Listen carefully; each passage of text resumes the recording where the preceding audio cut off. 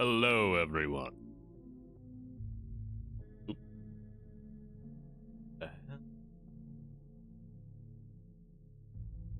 This.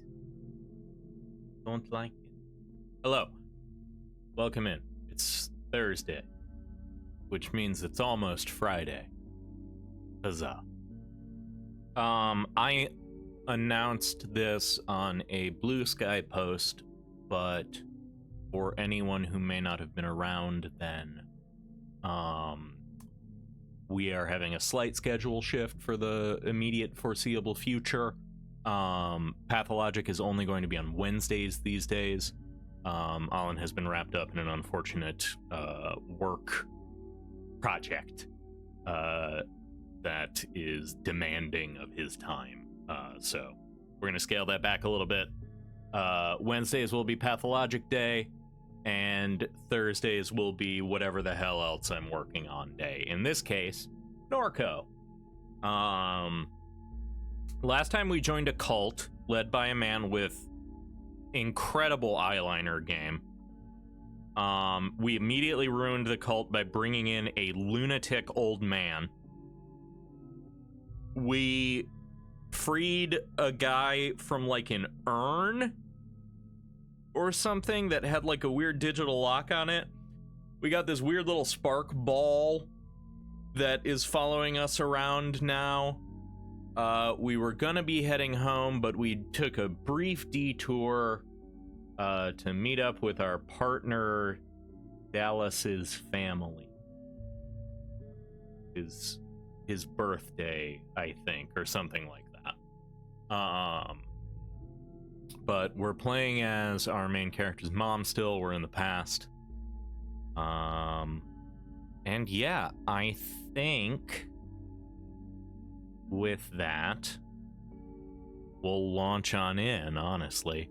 I had a brief moment where I was looking at the screen while I was getting everything ready, and I saw over here, I was like, why does he have a record player with the Italian flag on it? And then I looked at the food and I was like, that's a pizza box, you fucking idiot. So that's the level my brain's on right now. Let's talk to Dallas real quick. My castle. How do you like it? I'm a little lost. Still lost. Superduck is... Yeah. Oh. What is it? Something like a virus. It infects things. Animals, trees, phones, whatever else. So what was that thing in the warehouse? A node in the network. There's a handful around the region. You use the app long enough, you get to know them.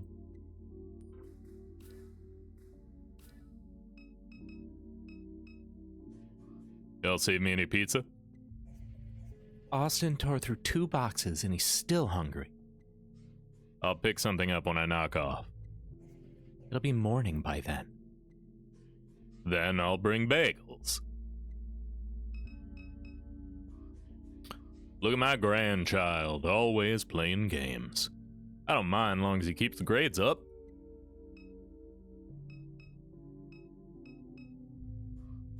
That wasn't there this morning. Why you got the TV muted, buddy? Mom's studying. See? Marfa grins wide. Kid of the year.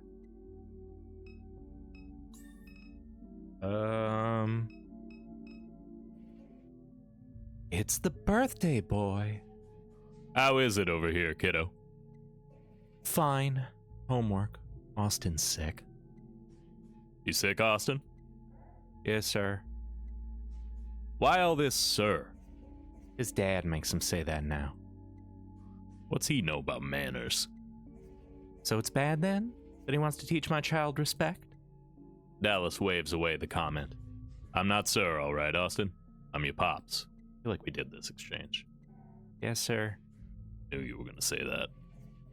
We got you a little something for your birthday. It's under the tree. Oh, come on. I told you. It's small, trust me. Well, let me go see what it is. Would you look at this? A new tie. Got an achievement that just says joy. I don't think he likes his new tie.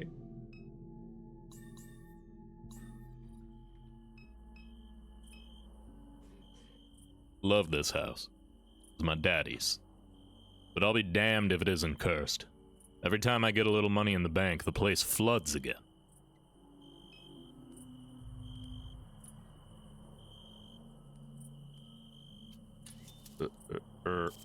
No. Forgot. Car. Car is where I go place. I don't remember where the super duck is. Is it Eagle Wholesale? Yeah, okay. The doors are locked. The office is closed.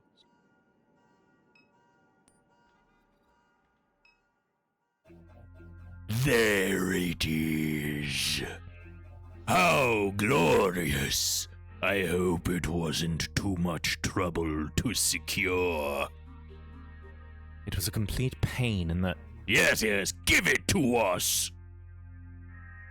Ah, delicious. It is ours, the ancient knowledge of the cosmos. Already we can feel it coursing through our roots. It burns. Yes, you've both done well. It was a long night, but now it's over. The stars shine somewhere in the sky. Not here, but somewhere. There's a little time before dawn.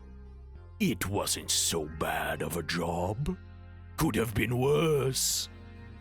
And we've sent a little money to your purse. No sense getting lost in despair tonight.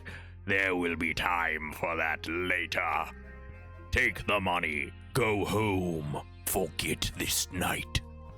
Die in peace. Goodbye. And with that, we finished Act 2.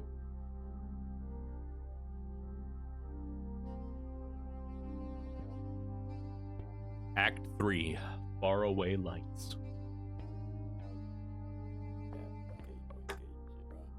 Hey again, kid. I leave you alone for a couple of hours and you nearly get yourself killed.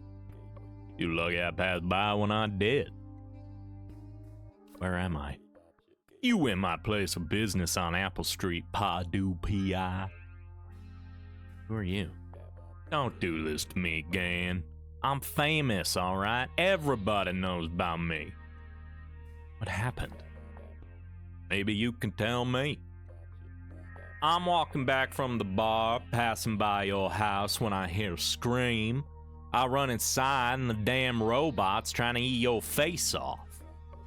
Had to empty my clip just to slow it down. I don't believe it. Believe what you want, I'm just telling you what happened. Is Million still alive? I don't think so, kid. Million's back at the house, spread out all over the floor. I don't want this to be too difficult for you. I know that robot was in your family a long time. You're not soft like your brother, so I'll just say it straight. I never trusted her, never. When I heard Catherine brought her into your house, I said to myself, that ought to cause some trouble. Million's a St. Clair unit. That company is bread and butters in corporate security and espionage. They don't let one of them things just walk away. Anywhere they end up is right where Thomas St. Clair wants them to be, listening, watching.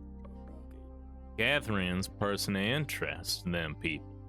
They took advantage of her one weakness, guilt. She blamed Blue's death on herself. She made his life piss poor for a while. The man would work every turnaround he could just to catch a break from it. That's how my daddy told it to me anyhow. Yeah, sounds about right.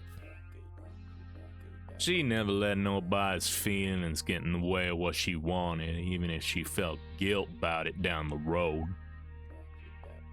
But anyhow, the way I figure it, Catherine been trying to make all that heartache up to Blue. Thought maybe she could use a robot as a, stand-in for Blue, I suppose. Show that robot the love she never showed Blue. And so she let a spy into her house. Lot to take in, I know. I'm not trying to cause you no more stress, but where the hell's your brother? You still ain't found him? We were looking for him when Million attacked. I'll be honest, I don't think Million was ever looking for Blake. I think she was looking for something else. No telling what. At least she's done causing trouble, so I hope. But we better be sure. Best thing to do is head back to the house, check on the bot, see what we can find out about your brother. There was that answering machine on the desk screaming my ears off. Might be worth checking. Oh, and before I forget, you dropped your phone. LeBlanc slides a phone across the desk. Found it on the ground back at the house. Toilet's right over there. Splash some water on your face and let's roll. Ugh. I'm not gonna splash toilet water on my face. Toilet's right there if you need to wash off.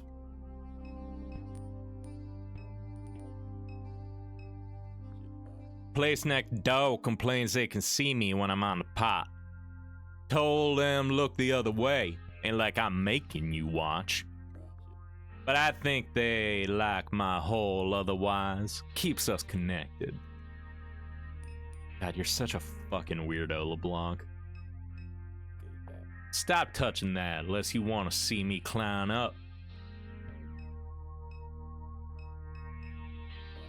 Listen, you keep messing with my kit, I'm gonna have to break it out. Oh yeah, no, clown up, bud. Alright. I was trying to save it for this weekend, but now you got me excited. Nothing wrong with clowning up after hours. LeBlanc peels the plastic tray of face paint from the packaging and applies it using a small pocket mirror. He's a juggalo! This my office where the magic happens. Pretty cool, huh? This is getting to be too much. Figures after Catherine died, she'd leave a big mess behind. Just keep your head on straight, alright? We're gonna find Blake, and then you can skip town again and forget this place for good. Hell, if there's room in the truck, I might come along. Trusted Million. Like I said, I never trusted her, not for a minute. Figured she was just a set of eyes for Tom St. Clair.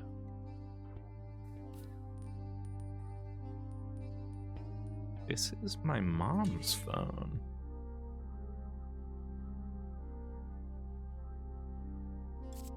This isn't my phone.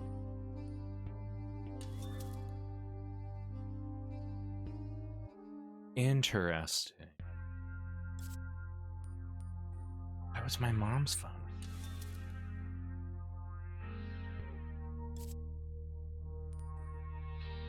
There's gotta be a way to go back.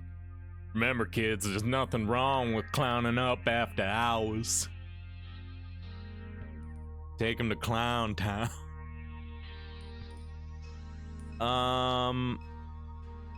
Did I look at the map? That's where I keep track of all the dead bodies I found. You can find a lot of dead bodies if you go looking for it, kind of like a treasure hunt. LeBlanc, you are a fucking weirdo. Alright, let's look at my mind map. We've got a lot of updates. Million was a spy. LeBlanc believes that Million was a spy for Thomas St. Clair, planted in your home to keep tabs on your mom. Million... What's a garret? Your mom was conducting research for a client in Fat City. That's all you know. Your mom saw something in the lake. What is it? A vessel of light that has remained hidden in the lake for decades, or a visitor from a distant star, or a hoax, or an angel, or a military weapon, or a drone, or distortion created by gases combusting in the swamp, or something else. Laura St. Clair wants it. Wants to find the entity. SHIELD is pivoting towards off-world mineral extraction, and Laura believes it holds the key to advanced space travel. She hopes that if she captures the specimen and offers it to SHIELD's regional board of directors, they will forgive her for her many transgressions. Thomas St. Clair wants it. He's in a race with his daughter to find the specimen. You don't know his intentions.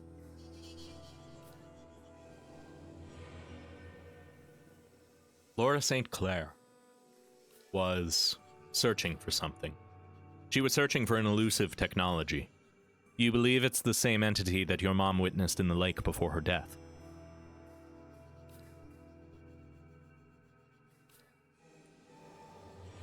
Thomas St. Clair is searching for something.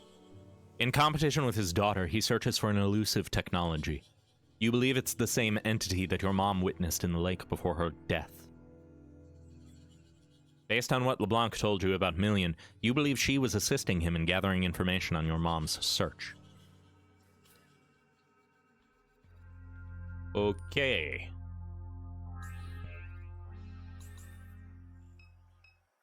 Is that one of the garrets? A man wearing battle armor emblazoned with a red cross crouches over a turtle on the sidewalk. A name tag that reads Garrett is affixed to the man's armor.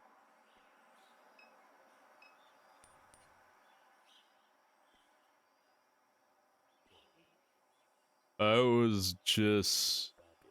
Who the fuck are you?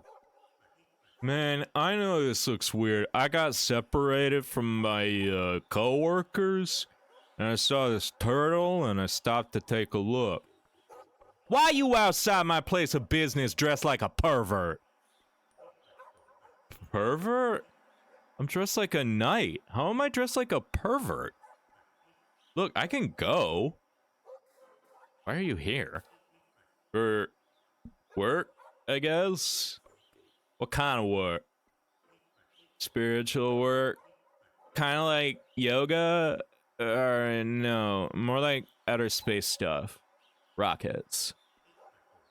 We're into self-improvement, weightlifting, things like that. Sounds like a cult. You joking? Cults are for losers who are impressionable and desperate for easy answers. We're... well, whatever. It's a lazy word. We're not a cult. Where'd you get this costume? It's not a costume. I'm a soldier of Christ. Soldier? Who do you fight? Scum, mainly. Scum?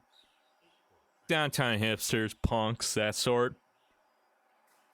Where are your coworkers? They said they'd come pick me up before launch, but it's getting kind of late. Launch? Yeah, what's that mean, launch? I don't know, man. We were supposed to do this thing tonight, but it kind of fell apart at the last minute. Why fight the scum? Because they think they know everything, but they don't know shit.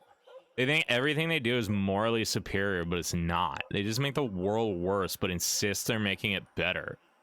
I don't want to be in your club, okay? You people are uptight losers. Stop calling me a fucking Nazi. I'm not a Nazi, man. I'm just a guy. I'm Caleb. I mean, Garrett. I'm fucking Garrett. Nope.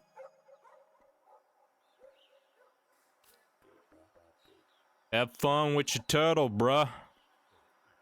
I will. Thanks for stopping by. Stop calling me a Nazi, says no. Bar. There we go.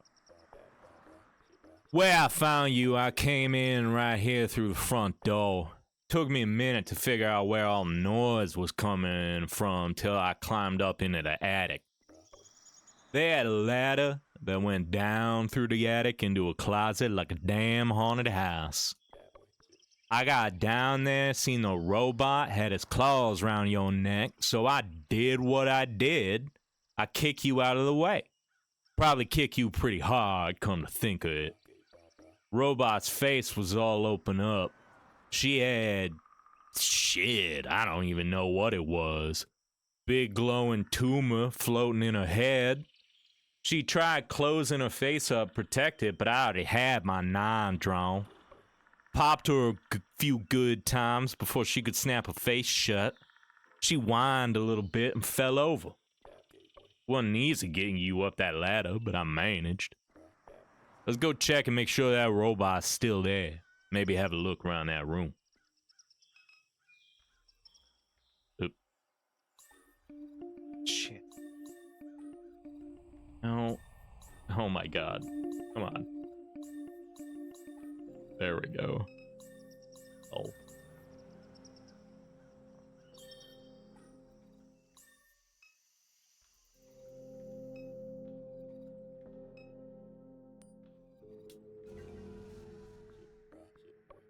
That's right where I left her. Don't look like she's going nowhere. What the hell was Catherine doing in this room? Spooks me the hell out.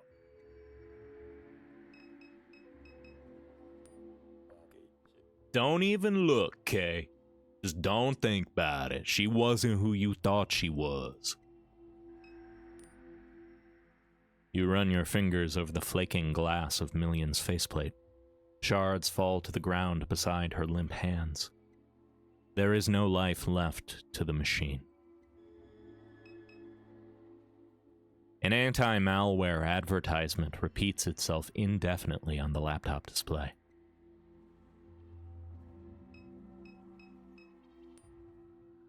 At the center of the table sits a cheap plastic electronic device. One USB cord runs from the instrument to the computer tower. The other runs to the laptop. No Wi-Fi connection detected.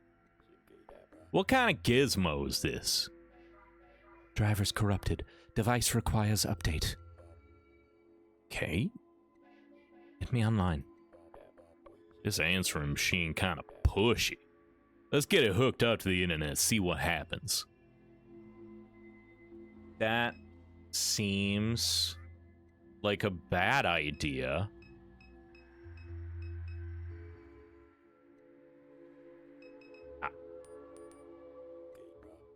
This is a military-grade signal jammer. No wonder I can't pick up no service at the office. One of these is enough to take the whole neighborhood offline. Let's turn it off. Signal jammer is enough to knock out the whole neighborhood's wireless network. Take someone with expertise to disable one of these things. Need me to handle it? Famous last words. Let's see what happens. Think I'll manage. You unplug the signal jammer from the wall. That thing should have a connection now. Wi-Fi connection detected. Installing drivers. Installation complete. Warning. Critical I/O functionality has been deprecated. To interact with this instance, please install your preferred head drive client on your mobile device. For more information on hosting options, please visit the Greater New Orleans Neural Versioning Clinic website today. Head drive client? You got one of them on your phone, Kay?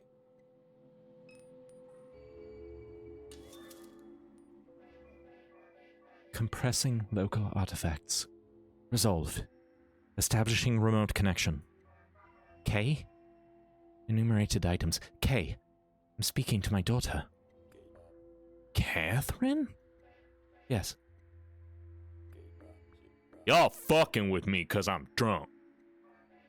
Base enumeration model conflict detected. Can you... attacked K? Attack K? You talking about million? What is million? What you talking about, Kate? How the hell we even having this conversation? You pulled the phone from LeBlanc. What happened to million? Enumeration error. I'm sorry. I do not know million. I do not know what happened to million. Tell us what you remember. Last.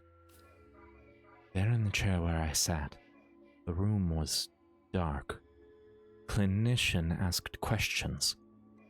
After the appointment, I was to meet with Superduck. That's Superduck. Superduck is the versioned consciousness of Duck. The what? Please rephrase. Kate, why you was going to see Duck? I was going to see Superduck. A spawn of Duck, a deformity. But why, Catherine? Because of what I saw. What I saw in the lake.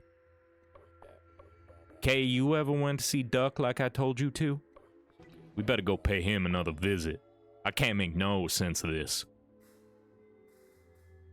About me. You are my child. Is the session complete? My oldest. I remember you held my leg as a baby when you began to walk? About Blue. Please specify. What do you mean by Blue? He was your husband. Kay, can you hear me? Kay, please! You do not know about Blue. Have I forgotten Blue? The house was dark and I couldn't make out the shape. Was this Blue? About Blake. I remember many things about Blake. I remember that he cried. He didn't want me to die.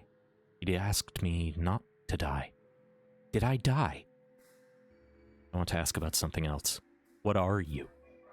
I am Catherine Mendere, age 52, branch identifier, November YX2RV1.0.0. I am hosted on a 32 terabyte head host external hard drive without cloud support. We need to find Blake. What happened, dear, to my son? Blake's missing. Blake is missing? He is lost. His face is a shadow. Kate, you know where he might be? Blake is missing. His phone broken or something? That's enough. The answering machine mentioned Duck.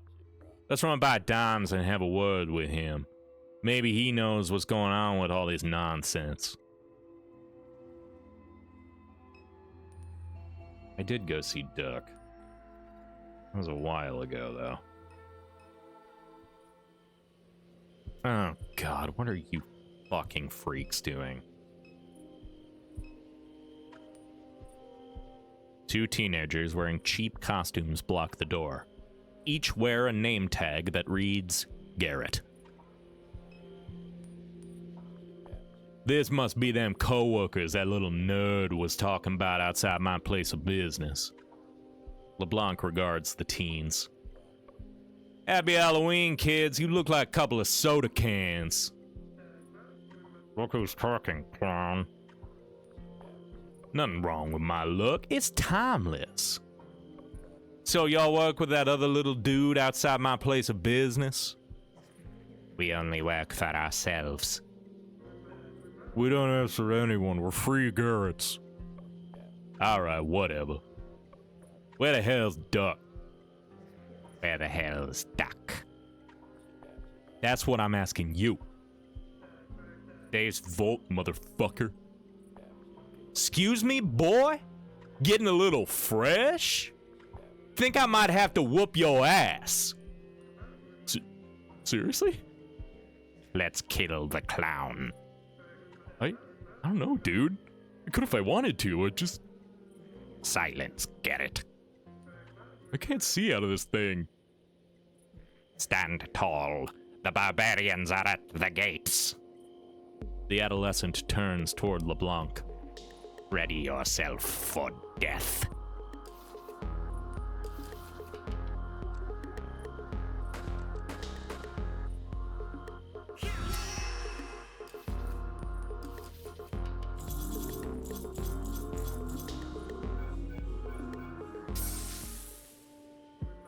Oh, fuck this. Just what in the hell was that about? Let's go check on Duck. Now I'm worried. Why the little Nazis outside your trailer, Duck? The house is partially boarded up. You assume it's an artifact of hurricane preparation that has since become a permanent fixture. Duck! Hey, Duck! Clay! You round, bruh? Old man ain't left this house in years. Hell, them little kids do with him? Hell, them little kids do with him. A scribbled letter sits on the desk. Never thought things would get this fucked up. It all took a turn after he made us tie up the dead lady's kid. Dead lady's kid? Dead lady's kid? Kay, you don't think. Then he tossed John's head in the water. What in the... And John's eyes, they weren't his. They were glowing. I'll never forget that. All the Garretts at the Rockhead have been sneaking around trying to find his head. I didn't like John, but hell, everyone deserves a funeral. We know he tossed it out of the boat somewhere around latitude 30.077 and longitude negative 90.366. But the lake is so full of sediment we can't see shit. Losing hope that we'll find it. That's all for now. You boys be safe. Them coordinates is in Lake Pontchartrain. They are searching the swamps. LeBlanc slides the paper to you. Put that in your pocket. This right here is the closest thing to a lead we got. That dead lady's kid just might be your brother. Yeah, that was my thought. It said we unlocked all the nodes in the mind map now. Million was shot in the face. After discovering your mom's head drive, Million attacked you. LeBlanc was passing by the house, heard the commotion, and rushed in to help. He shot her multiple times, destroying her processor. Million... Sunken head. There's a head in the lake. The Garretts are looking for it. The Garretts are wandering around Norco. There are young men wandering around Norco wearing plastic battle armor and name tags that say Garrett. The Garretts may have kidnapped your brother. You find a note at Duck's house that suggests that the Garretts may have kidnapped Blake. The Garretts are looking for a decapitated head. Somewhere in the lake. The Garretts are Garretts.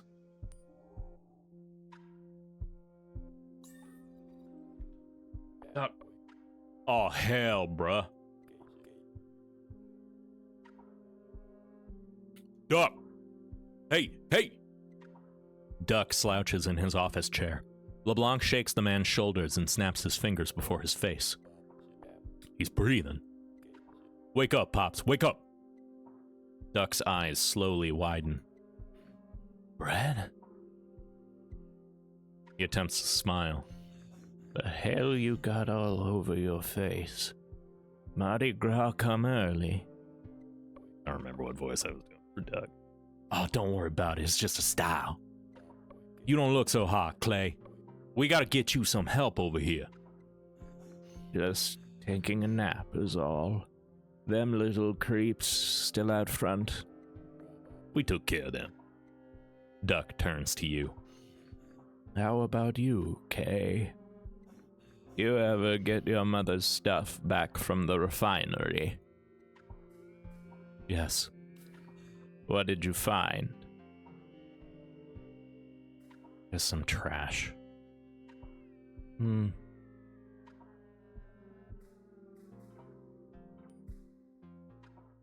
forged discount card that unlocked a secret room in the middle of the house. Catherine James Bond all of a sudden? Why are you so surprised, Brett? That sounds like Catherine to me. That's who she was. From the outside, she was just normal, mundane. You wouldn't think much of her. But that was a disguise, a costume that she wore. She was clever, always hiding something. You must be ready to leave this town for good. You know it. It's hard on people. Always has been that way. The hell's going on around here? What them kids doing outside? The two little ones got separated from the rest of the pack. They had a whole gang in here earlier, asking me all kinds of questions I didn't know the answers to. All because of that thing right there. He lifts his frail hand towards the device on the desk. Biggest mistake of my life. How they managed to find it is beyond me. Thought I'd lost it years ago. Figures it'd come back to find me. So, what is that device? The piece of trash head drive I was telling you about earlier. Has my brain sitting in it. Gave birth to that monster that calls itself Super Duck, the one your mother got mixed up with. But the head drive seems more or less broken now. Tell us more about the intruders. Where'd they go? Don't know. Couldn't even guess what all this is about. But they mentioned your mother. Said they have her. They have Kate? How? That's what I'm wondering myself. Catherine's laying in a casket on River Road. Dummies probably grabbed the wrong person. What would they want with her? Do you think I know, Brett? What about Blake? They say anything about him? Nothing about Blake, but it wouldn't surprise me if he's in the mix. Picks after his granddaddy. What were they asking? Asking me to talk to that drive. Interpret what it was saying. Something about needing to find a rock, or, no, a stone. I just kept my mouth shut. I don't want a thing to do with that head drive. It's a curse. But I guess they figured it out on their own because they sure left in a hurry. Why didn't they take the head drive with them? It was so chaotic in here, I didn't know what was going on. All of them just shouting over each other. They were as confused as I was. Whole thing seemed like a big mess, like nobody was in charge. And then suddenly they were gone. How'd they find the head drive? Like I said, I don't have the slightest clue. Figure that monster ran afoul of those people, stole something from them. Maybe they did a little research, found the head drive that started it all. Maybe they thought if they did that, they could find whatever it is they're looking for. How'd they know the head drive was yours? That part's easy. Got my name on the thing. That's enough about the intruders. We'll get you help. No, don't bother with me. A little nap is all I need. No way in hell. I'm calling... You ain't calling nobody, Brett. Cool it. You think this is bad? The way I am right here? It's been this way for years. You getting bent out of shape about it? I just been sitting in this house hardly able to walk. No more good days. You want to help? Come by from time to time. All right? I will, Clay. I really will. Good. That's all I'm asking.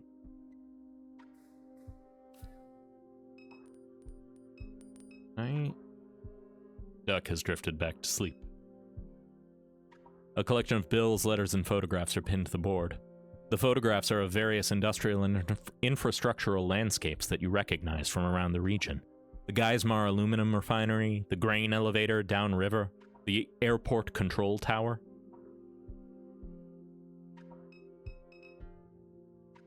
You peruse the titles on the shelf. Well, we've done this, I guess. Okay.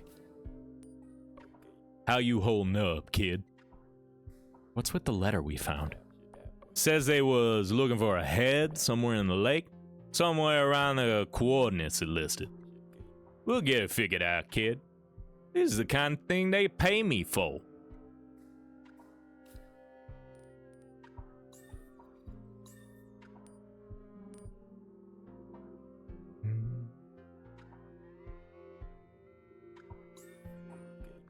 Wait up a sec.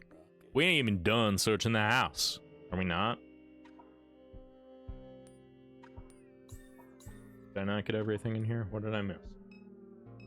Oh, the head drive.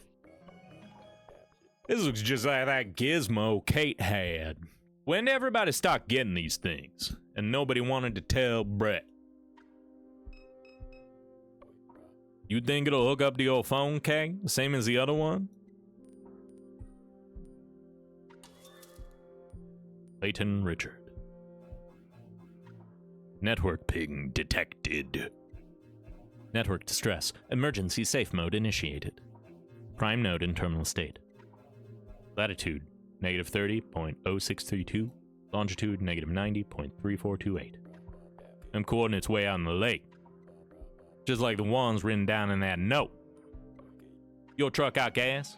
I think we'll be taking us a little trip to the lakefront. I'm ready when you are. Hey.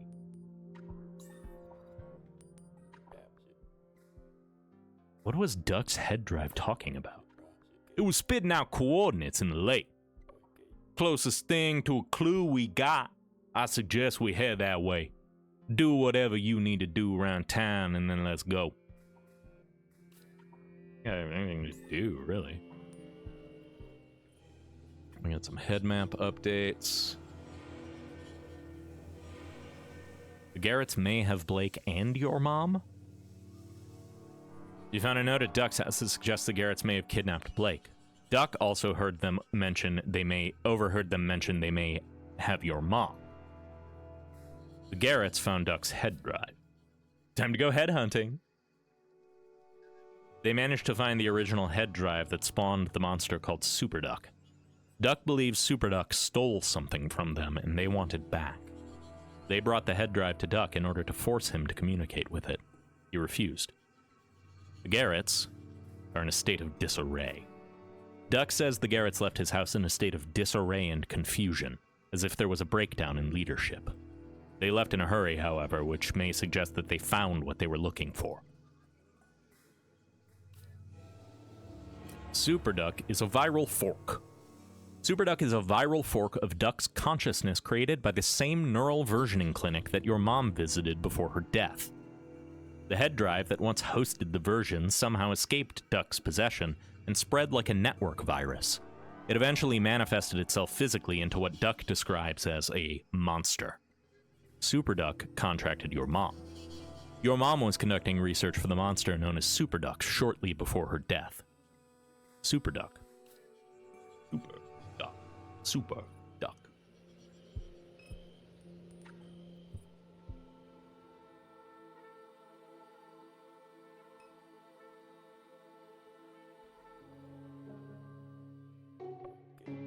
Just slow down, kid. Roads wash out up here.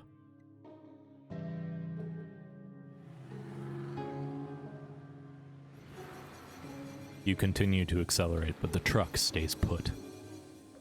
Christ, Kay, what'd I tell you?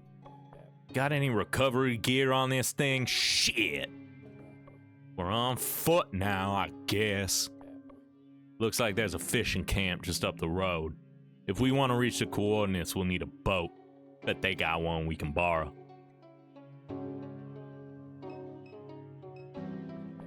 Truck sunk in the mud. We're stranded unless someone can pull us out.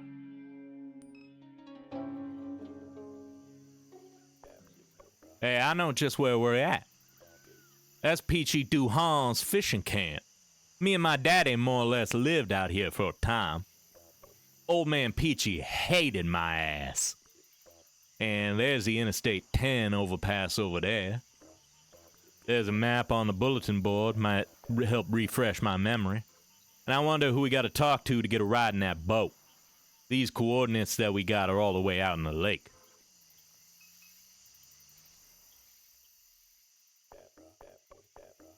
Let me take a look at this map so I can get my right quick so I can get my bearings.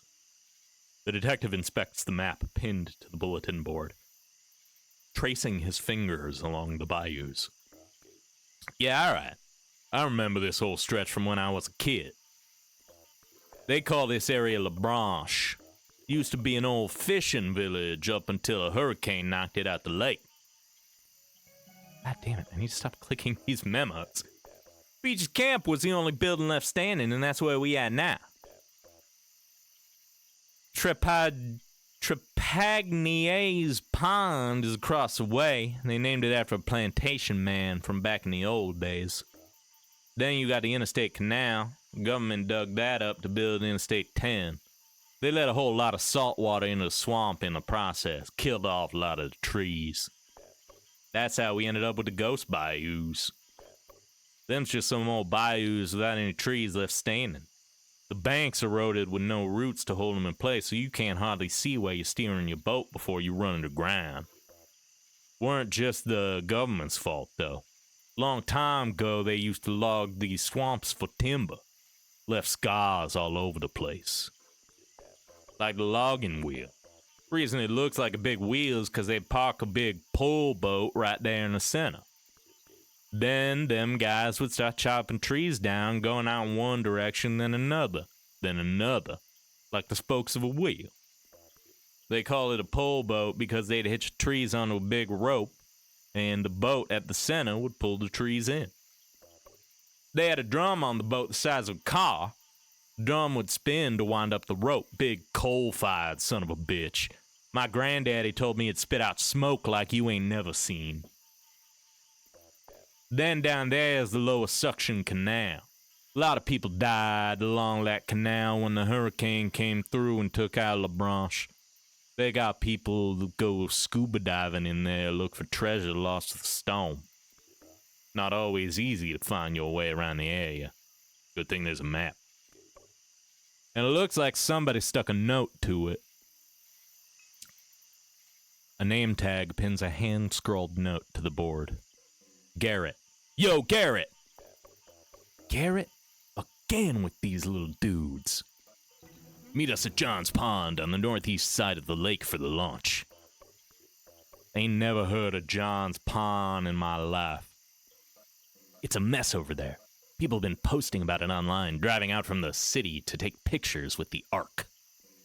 If you're coming from this way, the only route is through the Ghost Bayous. Open up the Apocryphon app and take a look at the map. You'll see some blinking lights. Those mark the location of the portals. When you drive through them, it's like snorting that stuff Ditchman scrapes off the urinal. It's a fucking nightmare.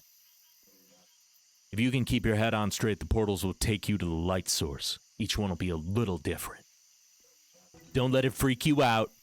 Just be a cool Garrett and make those lights blink just like the ones you see on the map. Do that, and you'll get swamp vision, bruh. The ghost bayous will appear for you. Good luck. I want swamp vision. What? Honestly, LeBlanc, fair. What's that about? You see that? You hold the phone up to that map and it shows them little blinking dots. The one at the logging wheel is blinking real fast. The one at Trepagniere's Pond is blinking slow. Move your phone around the map, see if there's more.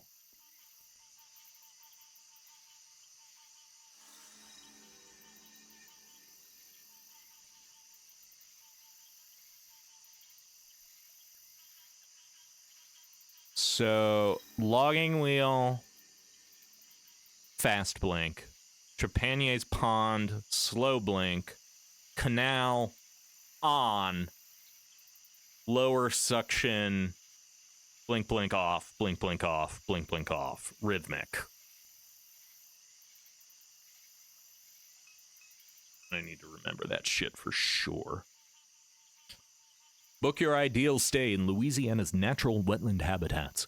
With short and long-term options available, you can live like a local in one of America's most mysterious regions. Swamp Away is committed to sustainability. We believe in rebuilding Louisiana's wetlands for a greener, more verdant future. Book before the new year and receive a free snack pack delivery during your stay. Whoever been raising my trap's gonna die, bruh. Got shells. Rangia clam shells. Yard full of them. I stay in Laplace, call or text.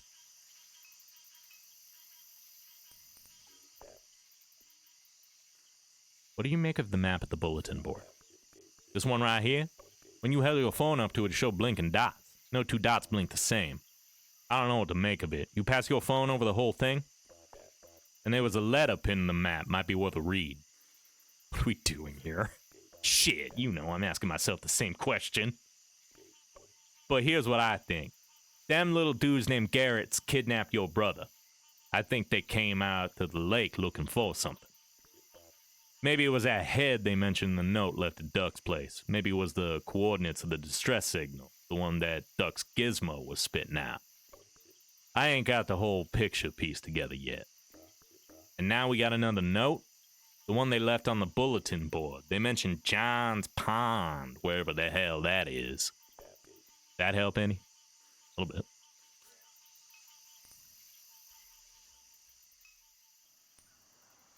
A man fishes from the dock. Evening. That your boat? Not mine. Believe that boat belongs to the camp. So they got the key inside one of them units? I suppose they do. Let's go pay them units a visit, okay? See if we can get a key from one of them. Can you help us pull our truck out of the mud? You were racing down the levee, weren't you? She was hitting every washout she saw. Wish I could help. I got a winch on my truck, but it's on the other side of the spillway. You know Peachy? You know Peachy Duhan, the old man who owns that camp? Sure, I knew Peachy. What you mean, new Peachy? You ain't seen about it on the news? Peachy been dead a long time, maybe 10 years. Come on. Yeah, Peachy been dead, and he took several others with him. The man finally cracked. Damn. Figured it might end like that for him. He was a bad dude.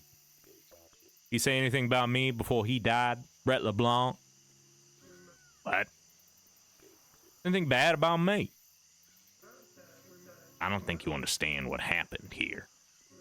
Peachy locked himself in that camp with 3 hostages and a pile of ammunition and refused to leave.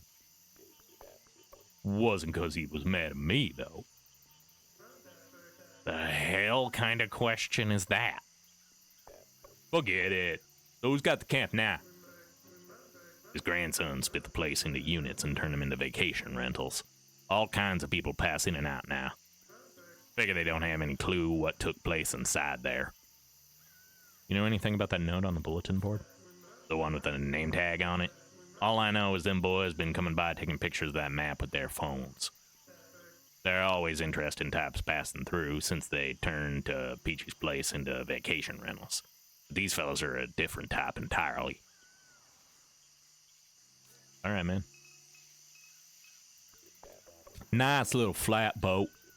Might be able to get to them coordinates found back at Duck's house, but motor takes a key.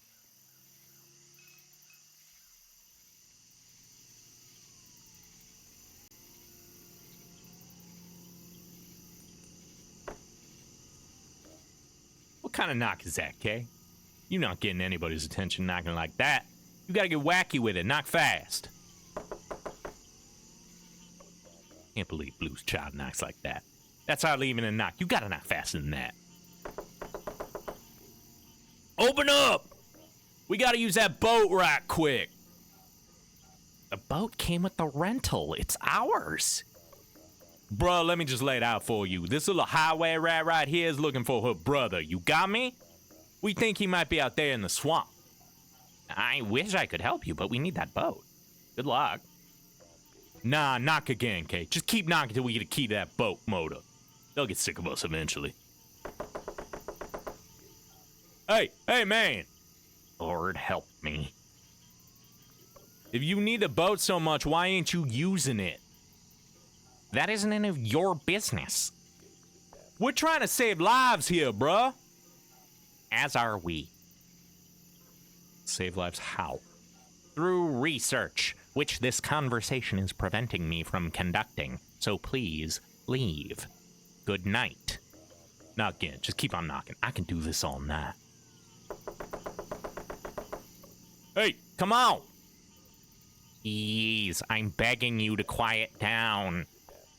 Listen, I think we can work something out here. Trout, my cousin Susie's ex-husband, he bought 4 or 5 gold doubloons from a Canadian guy in Mississippi. He buried one of them under his mom's house. I'm over there all the time. I keep a few car batteries in her shed. This is all nonsense. I can't lend out that boat indefinitely, you understand? We need it. It won't be indefinite. We got coordinates from some little gizmo sending out a distress call. A distress call? My partner, Duck. The door slams open upon the mention of Duck's name. So, yeah, buddy of mine has this little gizmo.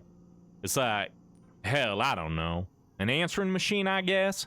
It kept spitting out these coordinates in the lake. What else did it say? Said it's got a stressed out node, bruh. Something's getting stressed out in the lake. Where are these coordinates? They in the phone. It's the node. Figure you're right. And you two are just going to boat right up to it? Sure. Boating ain't nothing to me. Been boating my whole life. Keep listening. Are you familiar with a network that some call SuperDuck? Duck's my buddy I was telling you about. Clayton Richard. Yeah, Clay. Good buddy of mine. Dallas, this guy look familiar? I never said I knew the source. Give him the key. Shit, really? That'd sure help. It's irresponsible. If we give you the key, you must do something for us. Happy to help. What you need? Take this. The woman passes you a small handheld device. Hold it before the node. Press the little button. Think we can manage that. And return it to us. That's it? That's it. Dallas? Yeah. The boat key. Give it to them. Dallas reaches the key to you. As he looks you in the eye, a glimmer of familiarity lights his own. He says nothing. Settled, I suppose. That's right. It is.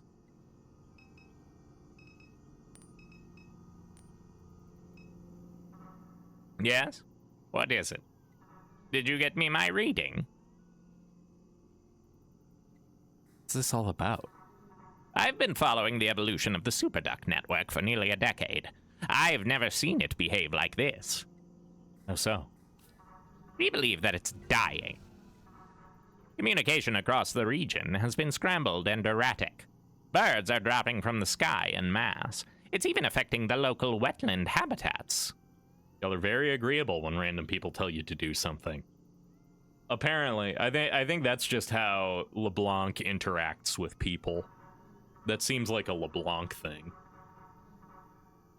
I have reason to suspect that an old colleague of mine died prematurely due to exposure to one of these nodes. Who was your colleague? Why would that be relevant to you? Peter, please. She was pushed out of the academy many years ago for transcript fraud. And plagiarism and harassment. She had a reputation for being irresponsible with her research, letting personal grievances influence her findings. I once co-authored a paper with her on the fence line community of dimes. Her vendetta against S.H.I.E.L.D. and other commercial interests in the region alarmed me at first. But in the end, I think her motives were laudable, and she believes S.H.I.E.L.D. is ultimately to blame for her death. But I also suspect that SuperDuck played a role. Her cancer was in remission the night she was exposed to the Fat City node. Following that singular incident of exposure, the speed of her relapse was remarkable. She was dead within weeks. I'm sorry, Dallas, but this is a reality you must come to grips with. Who are you conducting this research for?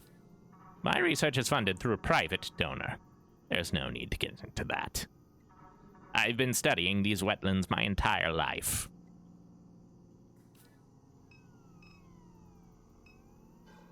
Stay safe. Something in the air tonight. What do you mean? Doesn't matter what I mean, just keep your wits up. Images cycle across the screen. Cypress trees, marsh grass, piers, and other details from locations scattered around the lake.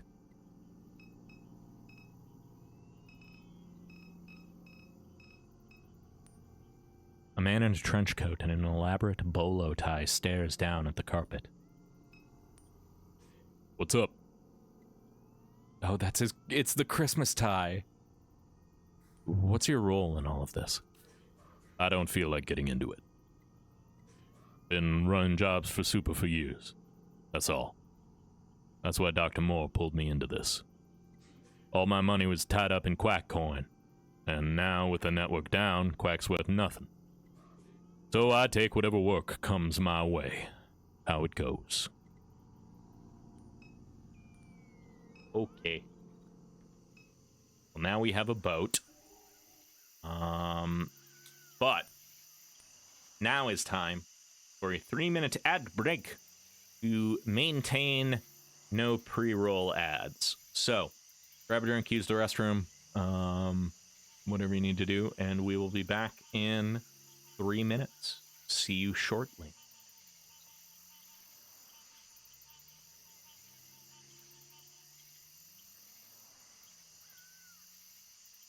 Unfortunately, I'm not sticking around during the ad break because I need to go swap laundry real quick. I'll be right back.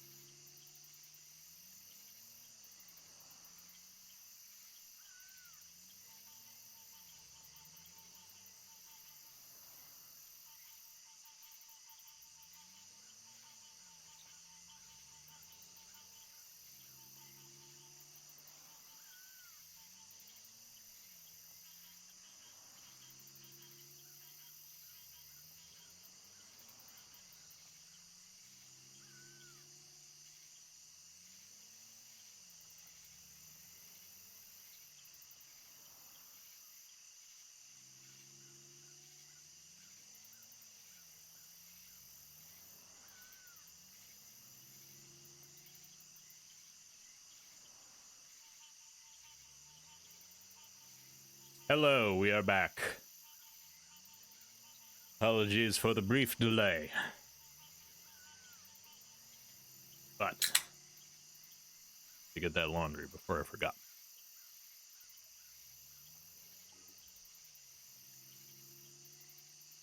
And change my phone case. Crouton! Boom. Okay. It's...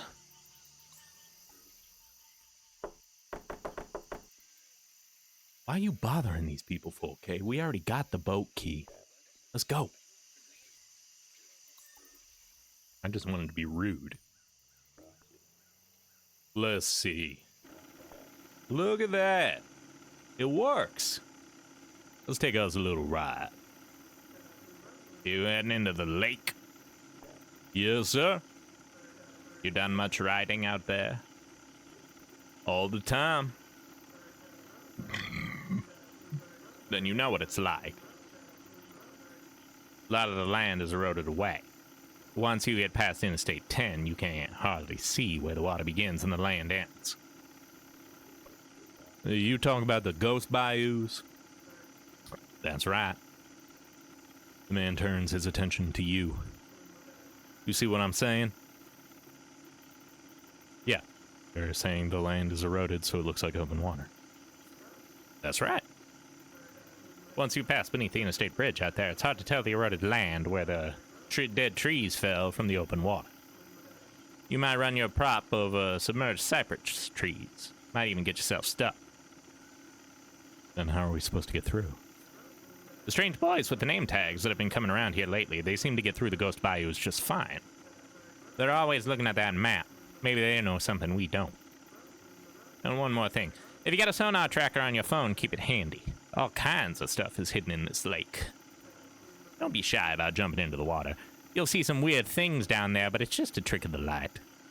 No, they got ghosts in the water. Nonsense. Don't pay that man any mind. Been swimming in these bayous all my life. If you get an alert from that sonar, dive in and see what it's about. Sonar?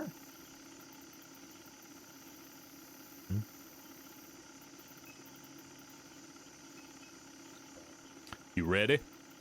Let's go. All right, Kate. Time to put on our detective hats. You got your phone handy? Let's take a look at that GPS. There was 2 sets of coordinates at Duck's place. One we found scribbled in the letter, the same one that mentions your brother said they were searching for a head. Now, I don't think that's your brother's head. That ain't what I'm saying. But I got a hunch that this is all connected. The coordinates for that are on the northwest side of the lake. Might be worth checking out. The other came from that app on your phone. It was putting out some kind of distress signal. Looks like that one's coming from Eagle's Pond. Both sets of coordinates are past the Ghost Bayous.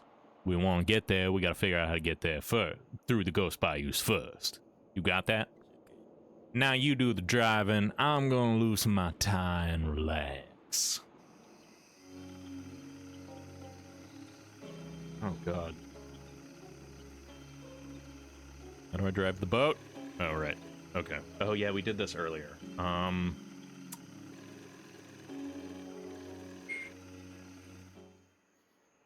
Okay, so there was one in lower section, there was one in the interstate canal, there was one in Trepangier's Pond, and there was one in the logging.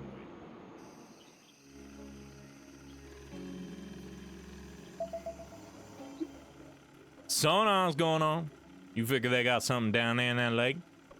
Why don't you dive in and find out what it is? Okay. But be ready. That man on the pier said it's wrong. They got ghosts down there. Partner of mine dove in the water to drive a piling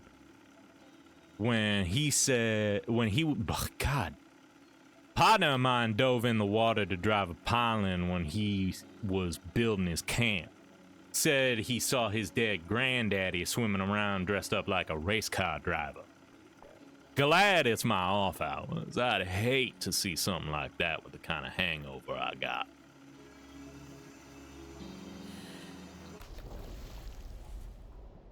As you fall into the lake, you watch the traffic lights of the overpass become like a mirage on the surface of the water. There is the sound of cars rushing above you, and then there is the sound of your descent, and then there is nothing. The lake and all of its sediment is infinite in its silence. It holds you captive, and you are unable to move. Paralyzed in this way, you watch the dim suggestion of headlights cut across the bridge in their erratic cadence. All at once, an explosion of sound punctuates that vacuum of silence. For the smallest moment, the silence returns before a truck crashes into the water, sending a shockwave that releases you from the water's grip. The truck is sinking quickly, unnaturally, as if being pulled magnetically from below. You swim to the vehicle. The headlights kill as you approach. The cab light flickers on. Blake sits in the passenger seat with a familiar look of distress. The driver's seat is empty. He sees you and begins to bang on the window. The cab fills quickly, cutting the lights. You pull open the door and swim into the cab as the pressure equalizes. You feel around desperately, your lungs screaming. The cab light awakens again to reveal an empty vehicle. Blake is nowhere. The light pulses slowly, regularly, rhythmically. Flip switch. The light blinks twice quickly and pauses for a moment before blinking again. Yeah, that was what this one is, I think. Or, wait, hang on. Zoom out. No, this one was just static on. I need to dive again. The one over here is blinked twice.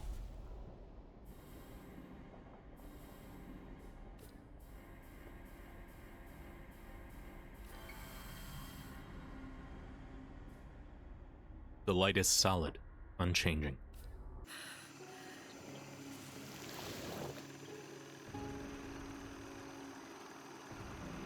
Boat position. I thought the middle one was static on. Yeah. I think that is the middle one. I think I'm heading to the lower one now. This one's static on. This one was slow blink. I think so, yeah. This one was double blink.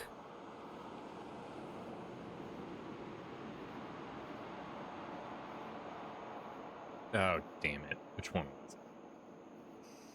I should have written that down.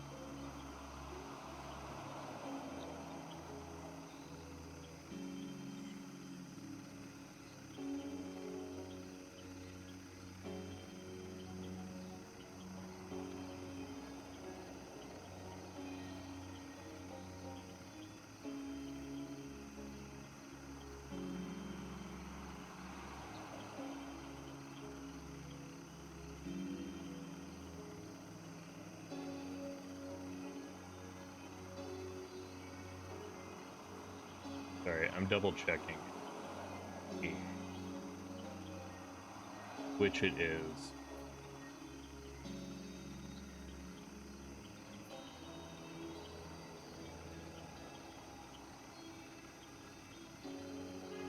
Well, don't remember.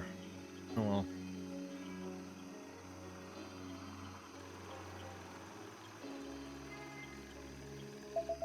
Here we go. You dive into the wreckage of an old fishing village. Wooden pilings are shadows against the dim light of the evening. The pilings are driven deep into the silt where the planks and bottles and crab traps and stray pieces of tarp have coagulated into something whole. Swim towards the trash.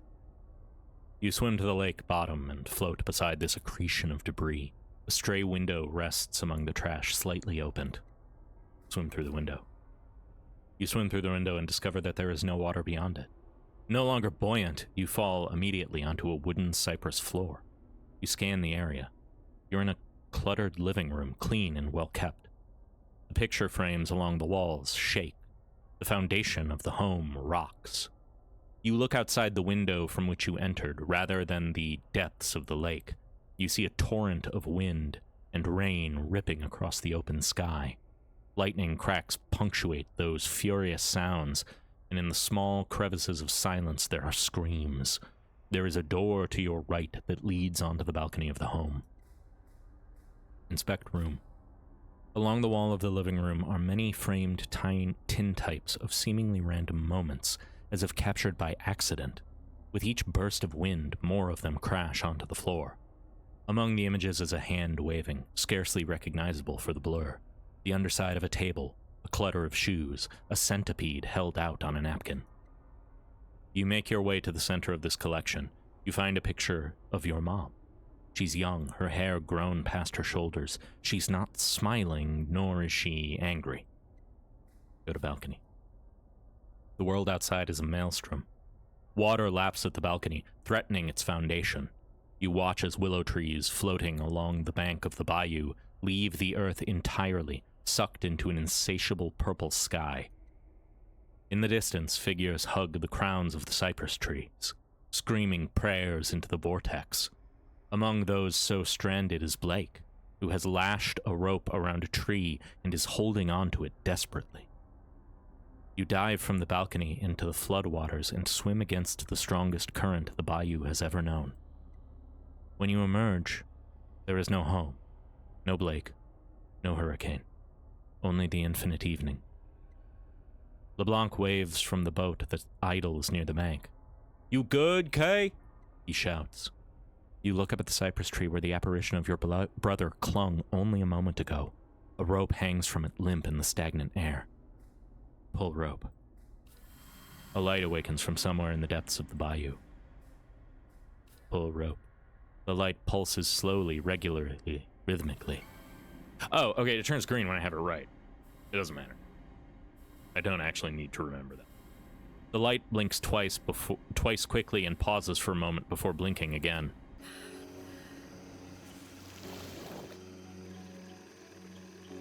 Back to the boat. Okay. Zoom out. Let's go to Oop. Well, I guess this is a kind of fast travel. I think. The silt clears. I see dinner is ready. I follow it, leaving the stream. Good luck in the bayou. Thank you, Pegasus Bat Spider, for being here and hanging out. I hope you have a lovely dinner.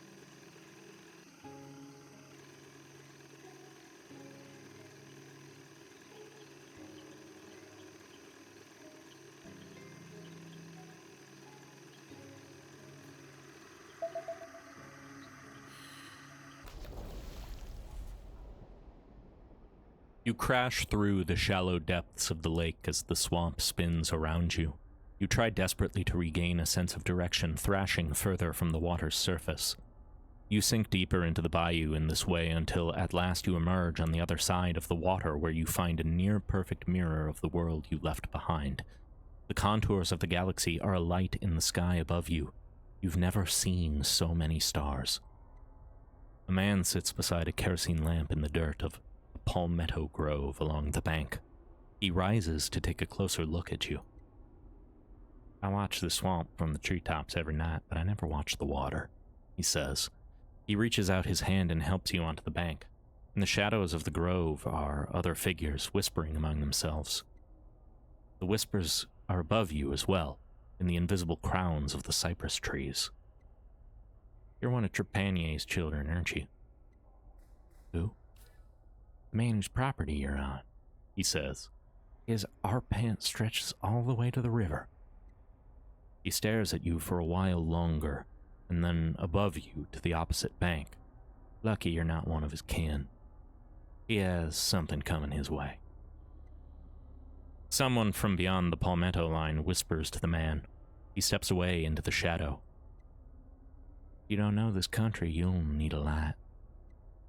The man joins the rest of the assembly and walks deeper into the night, leaving the kerosene lamp behind. The light is solid, unchanging. The light pulses slowly, rhythmically.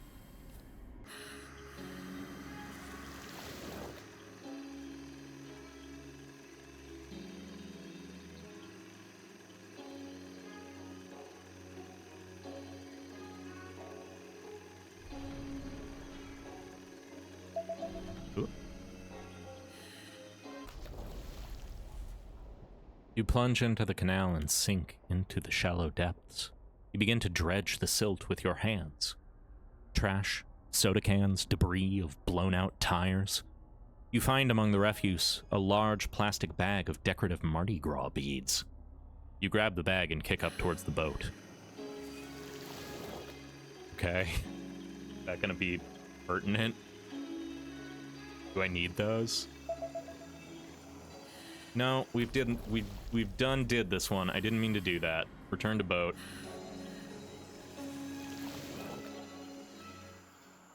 Wide. Okay, we need to go up to the logging wheel.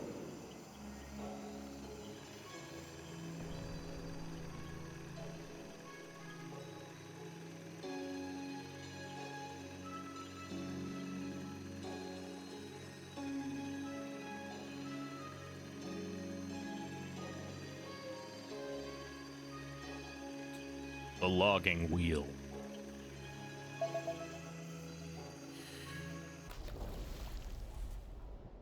You plunge into the logging canal and immediately find yourself tangled in the branches of a felled tree. You struggle to free your arm. No luck. As you pull, the tree pulls back until at last its force proves the stronger and begins to drag you through flotsam and foam.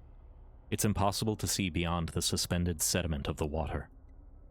In a sudden, violent moment, a force pulls the tree into the night air, and you along with it. As you hug the trunk of the tree, you see before you a massive machine spitting smoke into the sky. The machine sits atop a barge. Mounted to the barge is a large drum that spins slowly and powerfully, winding the rope that grips the tree on which you float. You look to either side and see crews of workmen balancing upon the pirogues, axing wedges into the base of cypress trees along the canal. Some pull the felled trees to the edge of the canal, while others paddle from danger as the towering trees crash into the water. You rest your arm from the cypress and climb onto the barge. A foreman stands upon the platform and regards you with a scowl as the barge begins to sink into the water. He points to the firebox at his side. "Madere, don't slow down now." You look down at the pile of coal and shovel beside the firebox, both now submerged as the boat sinks further. The shovel floats towards you as the water reaches the roof of the pull boat. The sinking boat settles upon the silt bottom, and you find yourself floating beside the firebox while holding the shovel. The light of the firebox continues to glow, even in the depths of the water. The light is solid, unchanging. Shovel coal. Shovel coal. Shovel coal. The light strobes quickly, blinking on and off at a rapid tempo. Now we can go through the ghost bayous.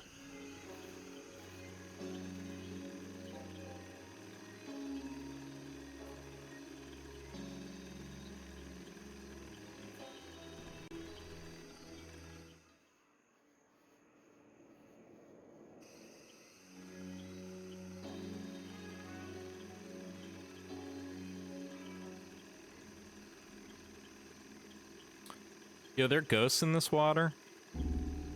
Y'all got ghosts in here? I was promised ghosts. This is the ghost bayou. And I am looking for a severed head, I believe.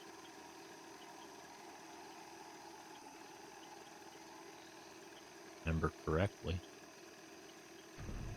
Come on. I'm not a good boat driver. This? Oh, I went too far north. Oops.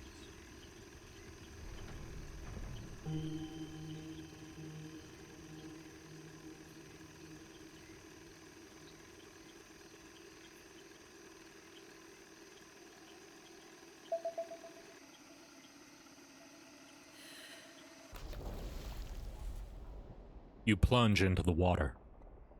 You pass your hands through the increasingly obscure cloud of sediment. A stray branch juts from a larger tangle of detritus.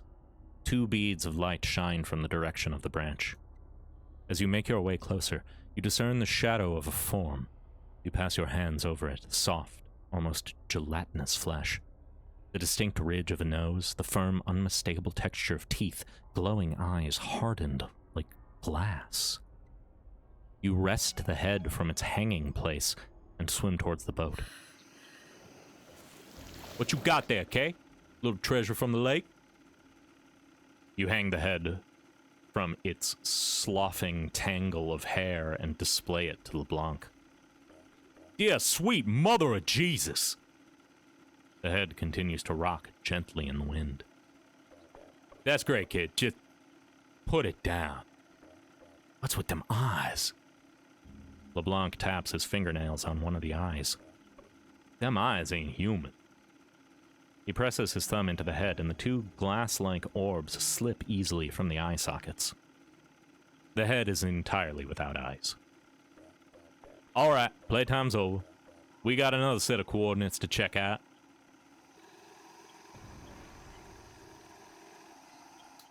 For this one, I have to go all the way up and around.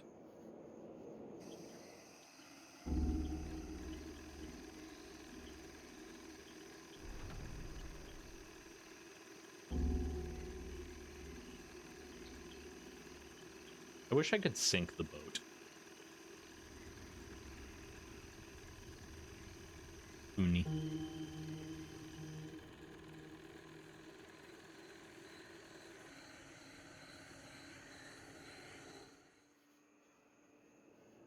We'll get to that after we check out the thing over here.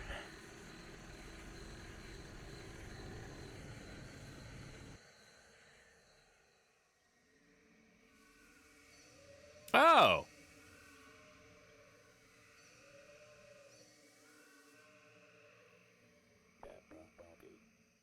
God's name am I looking at here? Yeah, good fucking question. I've seen some big bald eagles in the spillway before. Nothing like this. Looks like somebody tore its eyes out. Oh, can we put... You slot the eyes into the bird's empty sockets. Brother, what?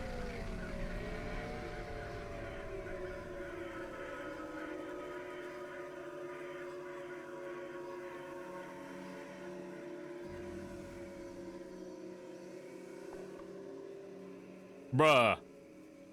What? Me too, LeBlanc. Me too. That bird just puked off a floating ball. Mr. Peachy used to tell us all the time they got the aliens in this lake. The hell's it doing to you? Almost looks like giving you a sniff. The sphere shrinks down and buries itself inside your coat. Whoa now. Looks like you made a friend. Be careful carrying that ball around in your pocket, Kay. Don't let it blast lasers out of your eyes. Shit.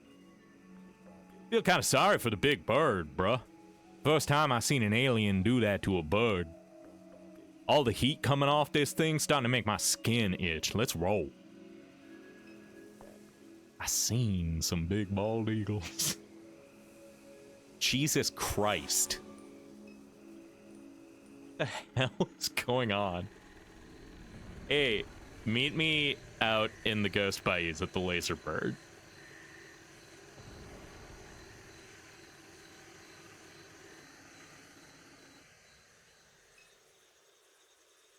What the fuck is this shit, man? Is this more Garrett shit? Crouton! 3 Garretts guard the pass. Their tonsures, robes, and smudged foreheads awaken something in your memory. Do they? What's that thing, a playset?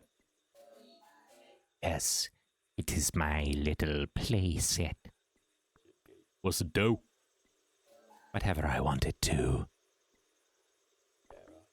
Say, how I get one of them name tags? I like them things. It's too late. We're out. You seen my makeup? No, I haven't. Take a look at it. It was right here on my face. Maybe later. Just feel like we got pretty similar styles. I'm a little bit more bad detective type, you know? Like I got street smarts. You more like a freak. Like you wear a chain wallet. But I feel like we'd be in the same band on the road together. We get off the tour bus and people would be like, who's that guy and his little freaky friend? I don't know. I've already been around you 5 minutes. That seems like enough. Nah, we should do stuff like this more often, bro. Hang out like this. I'm leaving the planet tonight. When you get back, then, y'all my kind of people.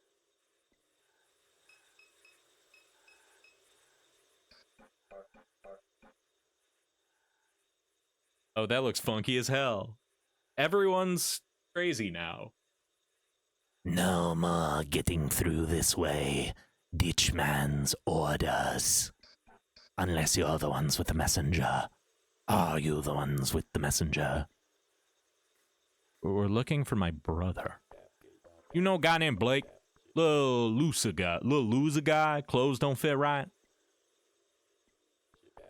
Dead lady's kid. Oh, yeah, Jesus lady's kid. He's at the Ark all tied up like a pig. Is he alive? Yeah, Ditchman's taking good care of him. He's fine.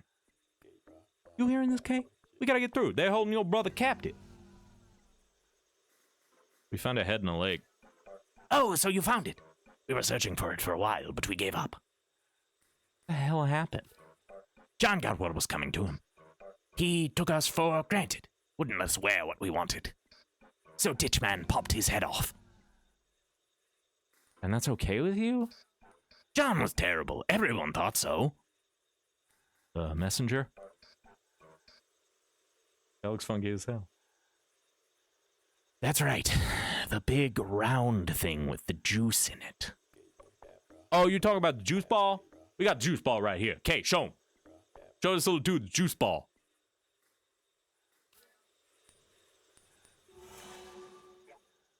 That's it. Is that it? Its light is nourishing and divine. I can see the crystalline texture of everything that surrounds me. Flood me with another kiss. I'm begging you. I'm on the edge. Just one more time, please, God. Flood me with another kiss of divine radiance, please. Oh, yes! Oh, yes! There was a swamp and a lake and a refinery, and Kay had no face. I am the one. There is a great coming apart of this world. Can you see it? The coming apart so that light that was hidden in the salt can shine again. I am the sun. I was the one in the mall. I am the one in the swamp. But who would be the one in the swamp and not fly your mother's corpse into the stars as a benediction where prayers collide? Who would not follow your mother down a ditch if I were the light and if I were the man who presides over this night, this ditch man night? I am the one. So y'all mind if we squeeze by right quick? What? Oh, you got the messenger. Nice. Yeah, you can pass. Ditchman's waiting. Hey, Rhett. Yeah. Radio to base. Let them know the messenger's on its way. Come in, ground control. This is Duck Blinds. Ground control, come in. Garrett, why is no one answering over there? Probably just prepping for launch. You two are free to take your boat through this pass. As soon as we get someone from base on the radio, we'll let them know you're coming.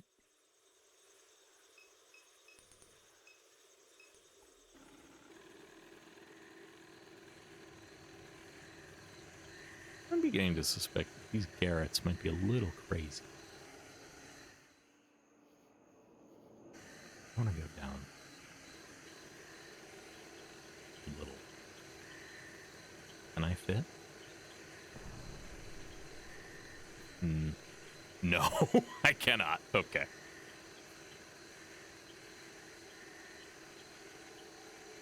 Anyway, Vibe Smith, welcome in. How y'all doing?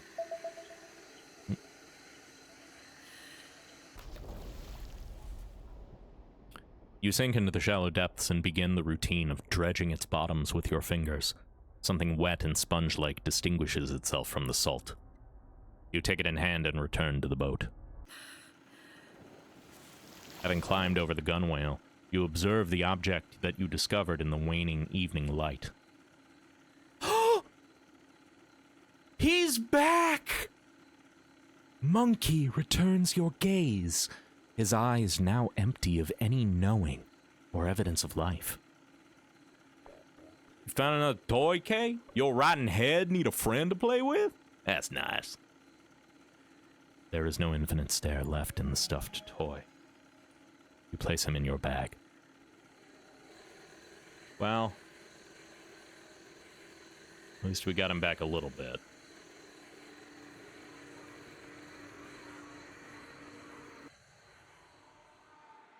This is Norco. It's completely insane. What?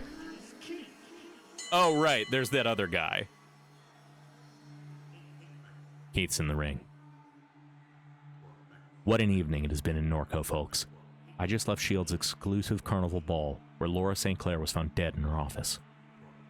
And the corpse of the disgraced academic Catherine Madere, no friend of the St. Clair family, was exhumed from the Red Church mausoleum. Coincidence? Keith sure doesn't think so. To top it all off, charismatic social media influencer Kenner John has announced that tonight he will be launching a homebrewed spacecraft from right here in the La Branche wetlands. John and his disciples were able to erect this engineering behemoth in complete secrecy, despite sitting squarely in the flight path of Armstrong International Airport. Does it end there? Not quite. An inside source tells me that a war is brewing among a rival factions of Kenner John's disciples, the infamous Garretts. An unfamiliar figure named Ditchman has emerged to challenge John's reign among the Discord. John, rarely caught off stream, is nowhere to be found. Who will win in the War of the Garretts? Who killed Laura St. Clair? Was it the same culprit who exhumed the recently entombed body of Catherine Madere? Where's Kenner John? Will he manage to get his junker off the ground? Keep your eyes on the ring, because Keith's got him cornered. In Keith's corner.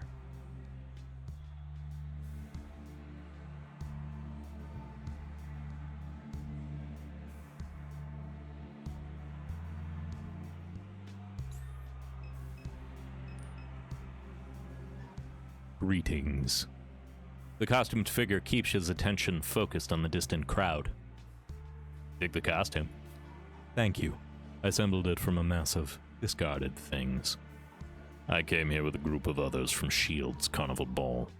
Police and private security were swarming the facility as I left, a disturbance of some kind.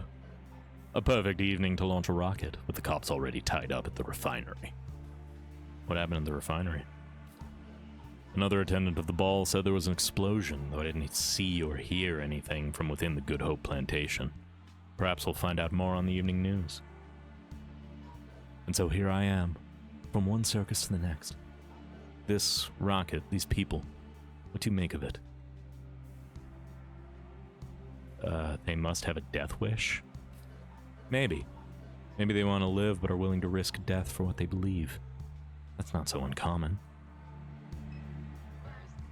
What a sight. How'd you hear about it? Text from a friend. Did you bring a kayak or anything? Someone let me float over on their raft. What about you? Inflatable mattress. Worth it. I'd do whatever it takes to watch this thing explode. I always wanted to be a Garrett. I installed the app but could never find the readings. I follow those guys online, but they never followed me back, but that's fine. Starting to think all the Garretts might die tonight. We're looking for my brother. Who's your brother? Guy named Blake, little drugged out dude with bad facial hair. We think these rocket freaks kidnapped him. Wow. I don't know anything about that. This picture just keeps getting worse. All might die? Why? This whole thing is a huge mess. No one knows who's steering the ship, literally. Half the Garretts defected, the rest seem to be losing their minds. I hear the Garretts inside the Ark, the engineers are holding it together, but this isn't what space travel's supposed to look like, is it? Half-assed like this? Seems bad. Yeah, man. Seems bad. I got to be coming out to the lake more. They got big monster birds, aliens, spaceships. Bro, they got it all.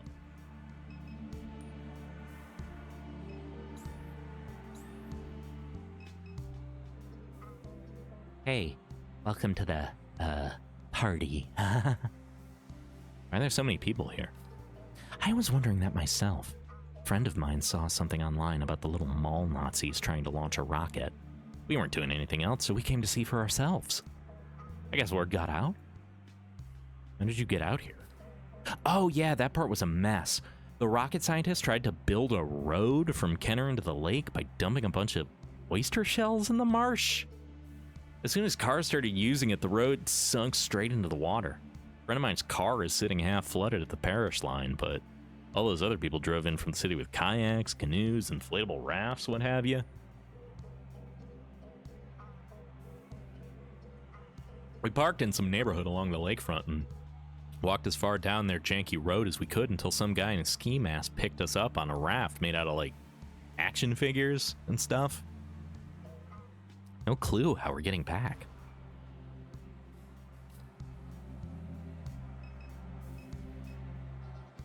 Woo! I'm in the swamp. This is unbelievable. The majesty of this place is so inspiring. Swamp's pretty cool. We was just taking a dive underneath the bridge and found a whole car down there. You're a diver? So are you like a real swamp person? I've been in these swamps my whole life. My daddy used to make us shit off the boat. Oh. So we was chumming the waters. Cool. Yeah, that's the right reaction to that. How did those mall freaks build something like this, man? Doesn't make any sense. What I heard is that S.H.I.E.L.D. gave Kenner John a bunch of money and he hired a team of engineers to build it. No way. Just what I heard. I heard it was crowdfunded. Then how'd they keep it secret for so long? No clue. A friend of mine knows a Garrett. He said that they hired contractors for part of the construction but designed the whole thing themselves.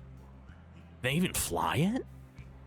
No way in hell. That's why I'm here, to watch these dipshits blow themselves up. Come on, Rico. What? They're Nazis. They're not Nazis. Yeah, they're not Nazis. They're just impressionable dorks. They squatted a mall and built a rocket. What have we done besides drink at St. Somewheres every night? Garretts are fine.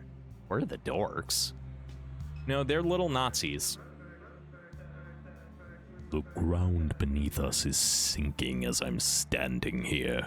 All of the places to build a rocket, why do it on an eroding island in the swamp? By the costume. We were at S.H.I.E.L.D.'s masquerade ball this evening. We left just in time. I heard from others that the police surrounded the refinery a few minutes later. What happened? There were reports of gunshots. Sounds like the work of oil pirates. No doubt this'll escalate the manhunt that's underway for Lucky. Who's Lucky? A pirate who's gotten a bit too bold lately. He's been testing S.H.I.E.L.D.'s patience. He's going to get himself killed. Right, this seems like a terrible place for a launch. This whole idea seems like a complete and total, absolute lunacy plan.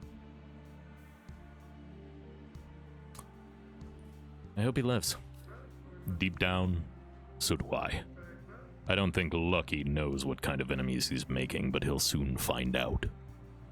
We're trying to get inside the rocket. There are lots of people trying to get in. Some of them are just spectators who want to take a look around. Then there are the men posted at the camp on the east side of the rocket. They seem to have more sinister intentions. And of course, there are all the lower Garretts who have been locked out, intentionally, I'm sure. Wish I could help you. Someone around here must know a way in.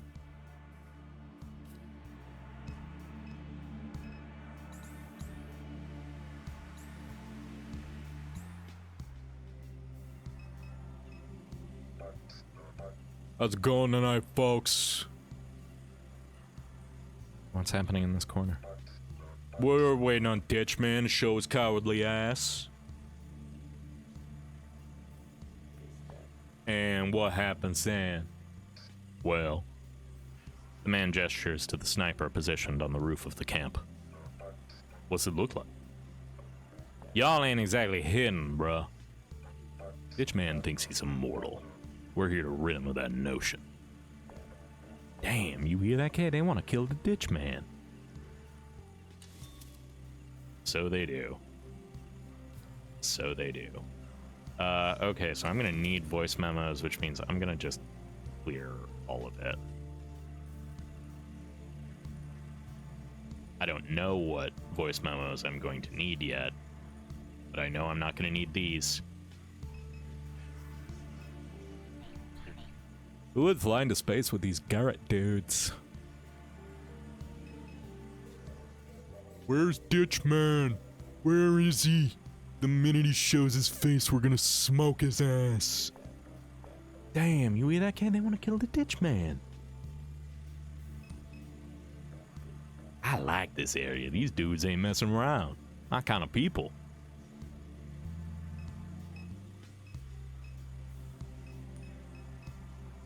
I don't think I have anything to do over here. What about this? Hey, I got nothing to do with any of this. Why are you here? I've been helping conduct some research in the lake. There's a team with a base station in La Branch. They rented out an old fishing camp and hired me to set up their monitoring equipment. I was doing my routes, checking all the cameras, when all of a sudden people are swimming up to my boat out of the darkness. They climbed in, nearly flipped my flatboat right over. They commandeered the thing, took the key, drove us out here. Now they're lost in the crowd somewhere, partying. How will you leave? That's what I'm standing here asking myself. What research are you conducting? A viral network has infected many of the trees in the area. Some of the cypress roots have taken on an iridescent quality. They become more electrically conductive. The whole swamp is becoming a kind of brain, to put it bluntly. But something has changed in the past several weeks. The more conductive cypress are dying. We're seeing rapid erosion and subsidence of the land at their base.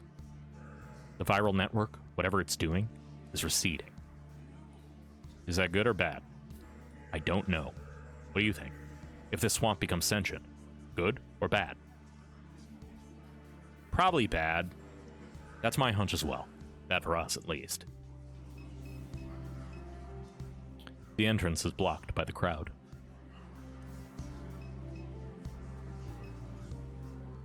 Great. More hipster scum just showed up. Not with these people. How did this happen? This was supposed to be a small ceremony for Garrett's only, and now it's overrun with smug, cokehead scum. And to top it off, they can't even get into the Ark. They've tightened security once. The downtown crowd showed up. Now you need a key card. Who has a key card? The engineers and security Garretts. But the engineers are all inside getting ready for liftoff. What's with the getup? You too, huh? What's wrong, buddy? Everyone just loves the costume. You know what?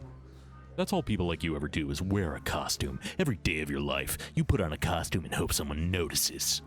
I'm wearing this outfit for me, okay? Oops. Well, what happened to the collared shirts? We get to wear whatever we want now that Ditchman's in charge. Bro, y'all are a hoot. I love you guys. I hate scum. Okay, man.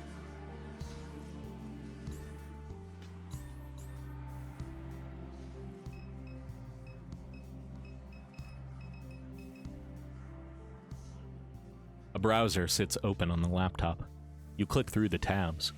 A web map centered on your current location. A troubleshooting guide for a custom energy cell. Image results of vintage stuffed monkeys.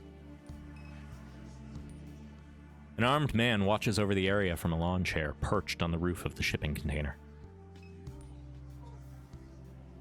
Who invited this scum to our launch party? This was supposed to be Garrett's only. Are you an elite Garrett? Well, yes. I'm an elite Garrett. I'm the original Garrett. But John never let me be a Garrett because I couldn't find his stupid reading. So, you are a Garrett? Or you aren't a Garrett? I'm Garrett. I'm the Garrett. Then why it say Gooch on your name tag, bro? When we get to Mars, all the others will be Gooch, and I'll be the only Garrett. Puppy promised. I ain't even gonna ask. We want to get into the rocket. Well, you can't. Only Garretts are allowed inside the Ark. If you wanted to fly to Mars with the boys, then you should have earned your badge a long time ago. I'm the only one around here with a keycard to get in, and there's no way I'm lending it out to scum like you. I'm not scum. Bruh, you're scum, I can tell. All you people have rich parents, so why do you dress like hillbillies? Bruh, Kay's family don't have shit. They're some seriously pathetic people, I promise you. It's like embarrassing. She's scum. That's the end of it. Discussion. Just let us go take a peek in that rocket. I always wanted to see inside a spaceship. No, bruh. Come on, bruh. No, bruh.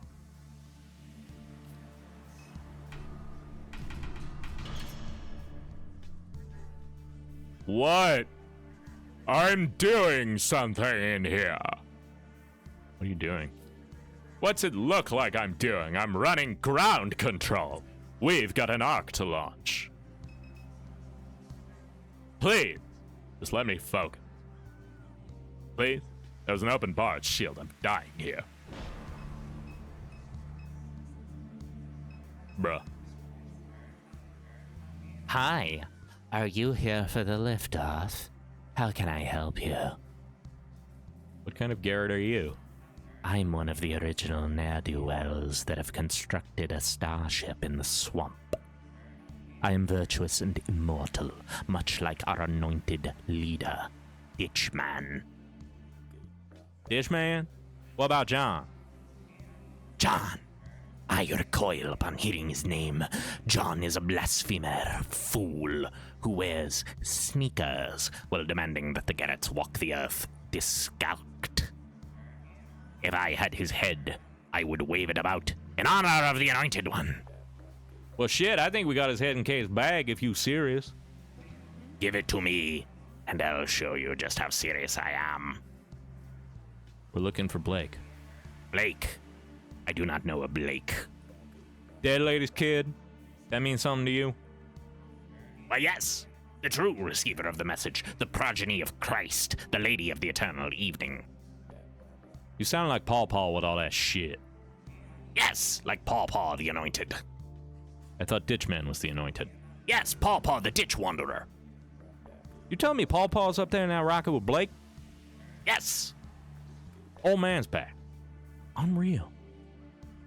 The lady of the eternal evening sits upon her throne beside her child in the shepherd's watch. Where's the shepherd's watch? The shepherd's watch crowns the ship. It's where the ditchman awaits the messenger. We could not retrieve the messenger from the bird freak, but the last of Christ's progeny will deliver it to us. What language was that? It shall be as ditchman foretold. Say, kid, how we getting that rocket ship? Only the engineers and security Garretts are allowed entrance into the Ark. Why aren't you in the rocket? The senior Garretts would prefer if I stand here and greet those who are arriving. Sounds like they kicked you off the ship. Absolutely not. Without my specialized knowledge, they would be unable to fly this machine. Well, Is this John? His head. I have his head. Just like Ditchman, just like him. Like Ditchman, John's head, John's head. Everyone, please listen. I have conducted the service of the Lord.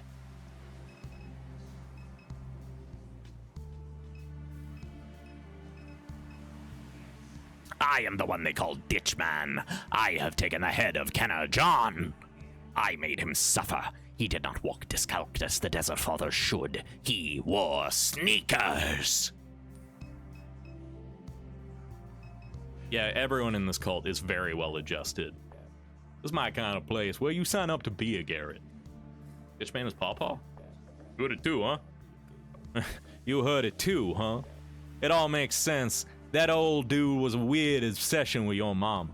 Now he's out here with all these freaks? Don't get me wrong, they're pretty cool. You gotta be cool to build a spaceship. But the old man thought your mama was kin to Jesus. Now that she's dead, doesn't surprise me he'd turn his attention to Blake. Nutty stuff.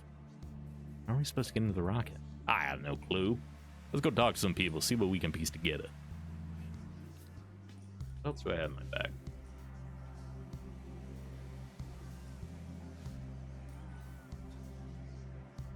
The coordinate list, the meter, Catherine's wing, wet monkey, Mardi Gras beads.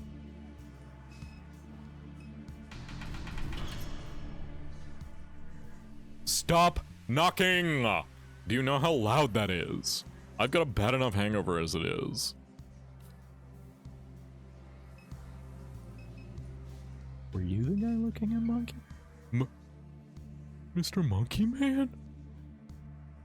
Monkey offers no response. I had a doll just like this. My dad gave it to me. When I lost Mr. Monkey Man, Dad hugged me. He told me we'd find a new one. But my dad's a dick, okay? He's a jerk. He just gave me Mr. Monkey Man. But he gave me Mr. Monkey Man. My best friend. I'm sure he loves you, kid. Us old timers just don't know how to talk. I shouldn't be here right now. I should be home. This thing's just going to explode anyway. Bye, assholes. A tangled mess of electronics and display monitors clutter the interior of the container.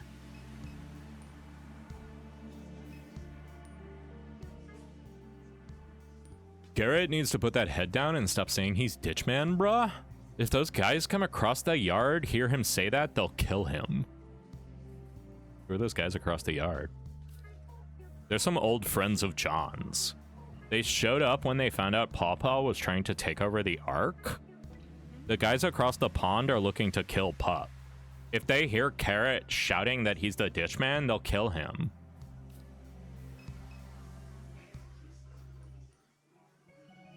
Well, I'm gonna go create an incident.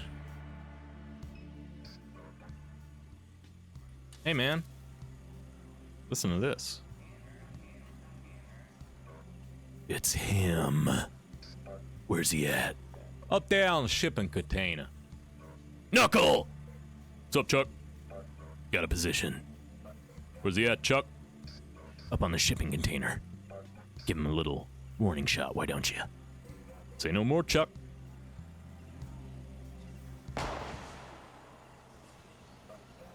Gave the target a little scare, Chuck. Great work.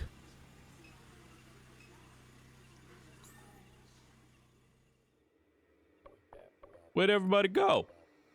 One little gunshot and it clears the place out? They shot Gooch. They shot Gooch. They were trying to shoot me. Where are they? Go away. They'll see me here. Just go away.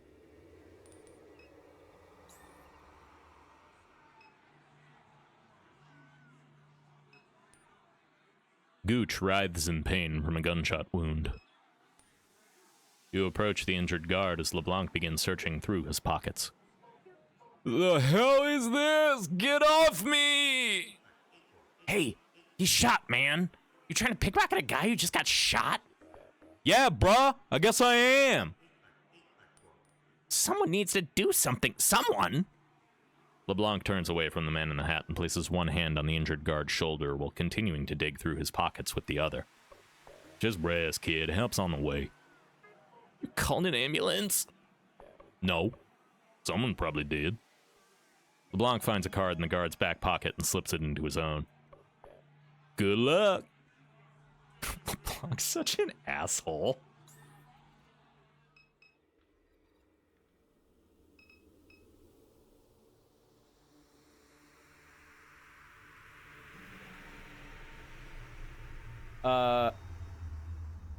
Myth. Juggalo is Juggalo. What you typed gigolo is a male prostitute, which, admittedly, LeBlanc might be. But I assume you meant juggalo. Yeah.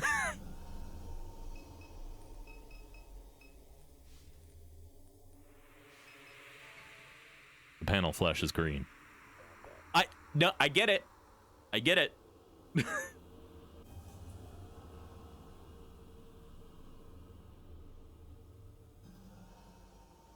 Looks like a war.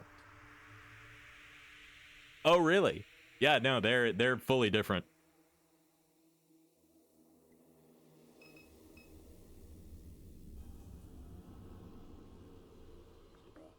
It's always been a little dream of mine, getting a Taurus spaceship. Looks like a legitimate operation in here. Everyone hard at work. Wonder if they even know about all the madness happening outside. Well, oh. Hey, all right, your little buddy came out to play. I didn't know any better. I said that thing was making eyes at you.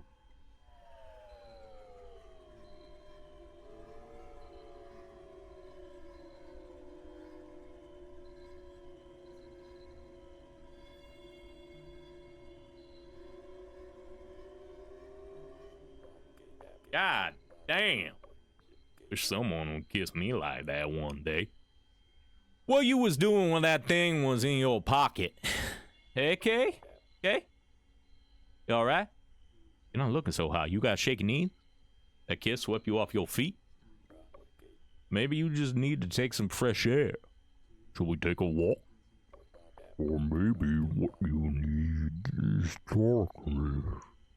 Want me to dim the lights?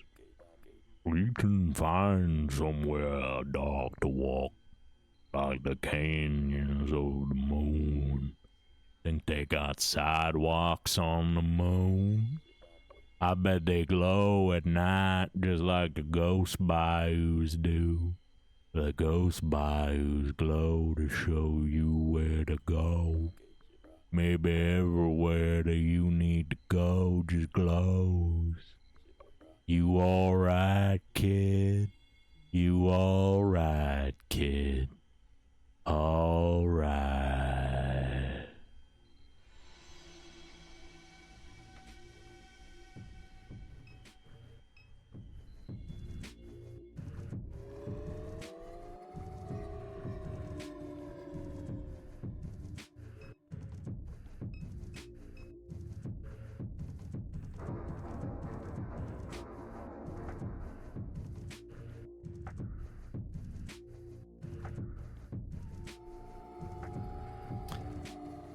Well, I don't think that's supposed to be like that.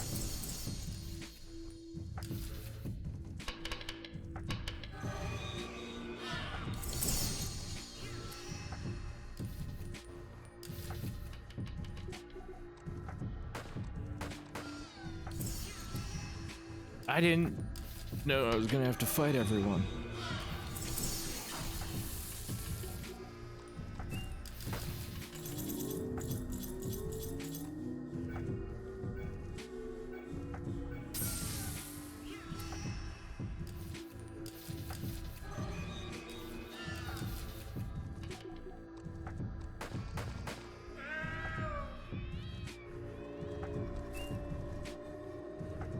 Eh?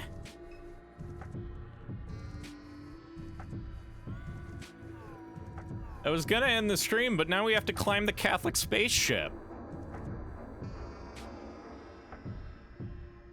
Oh!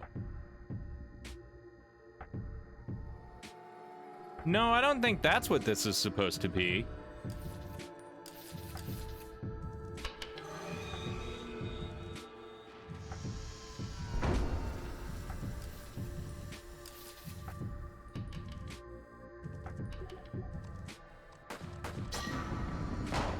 What the fuck?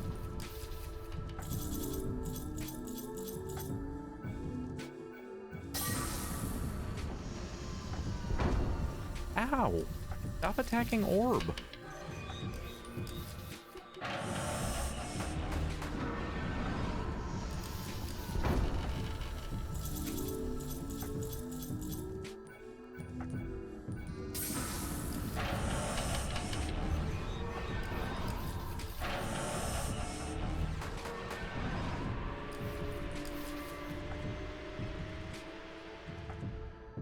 Yeah, this feels like a fever dream. You are absolutely right.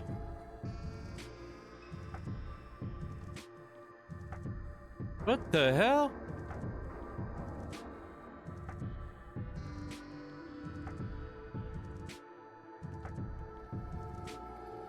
Oh, true super duck. Oh. Why did LeBlanc vanish? He's gone now, huh?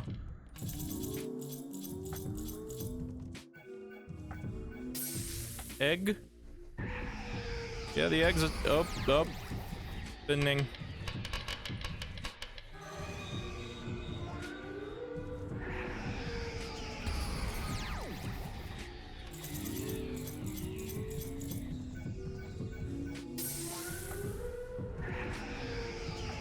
Okay, I think that's one of the brain drives. Yeah, okay, so this is one of the neural patterns. Okay. Yeah,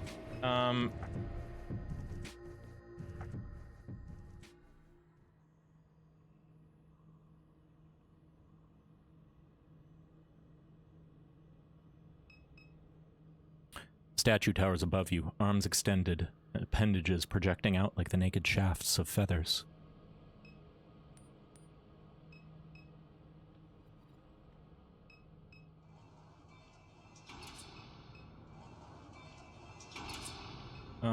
Does it matter?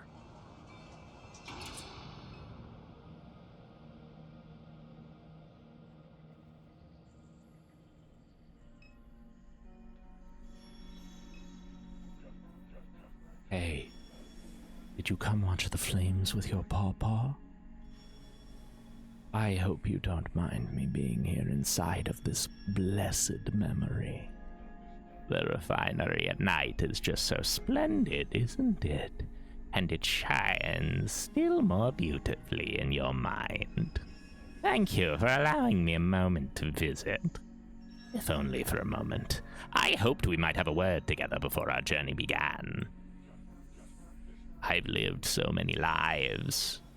One of them, I lived in this town. I watched them build this place. I watched the plantation land become machine land. No one minded me being here waiting for all the pieces to assemble. Time bombs are time machines. They release the future into the streets. This refinery was a time bomb with or without me. It took less than I might seem to unstick the future from its snare. I shaved a little hole into pipe elbow. I left a servo motor behind in a box of treasures to help it strike. Little things, little boxes, little bits of rock. That's all it takes for a town to explode. Just like John, Blue was gone. No trouble for us anymore. What are you? I am what they say I am. I was never young. I walked the aeons. I came upon the tar seeps of those desert wastes, and across the steppes and oceans of this place, cast from each illusion of hope, a promise I kept with a young man. A kingdom for this earth. It could never be. We sat, all of us, in the shed among the figs where the stars shone through the rafters. She who carried his seed pointed there and said, "Old man, you live forever. Lead his children there. His kingdom awaits them there." And so I will, you see. You're delusional. We who walk this earth forever, yes, we have all lost our minds. But our brethren await us in the sky. That I know to be true. What did she find? A messenger, a vessel of God's light, an angel. It will guide and protect us all as we fly. Why my family? Because you are the last of his line. After you, there will be no more. This is something your grandfather knew. He tried to tell the others, but they only laughed, as many do when confronted with the truth. I have made the room nice for you. When you enter, I will be there, and your brother will be there, and your mother as well. Your seat is prepared at the foot of a throne. Sit when you enter, child, and we will leave the sins of this world behind. Yeah, I think the stream's gonna run long a little bit because this really feels like the end of the game. And I feel like if I came back next time, we would be playing this game for 5 seconds. I'd have to go to another one.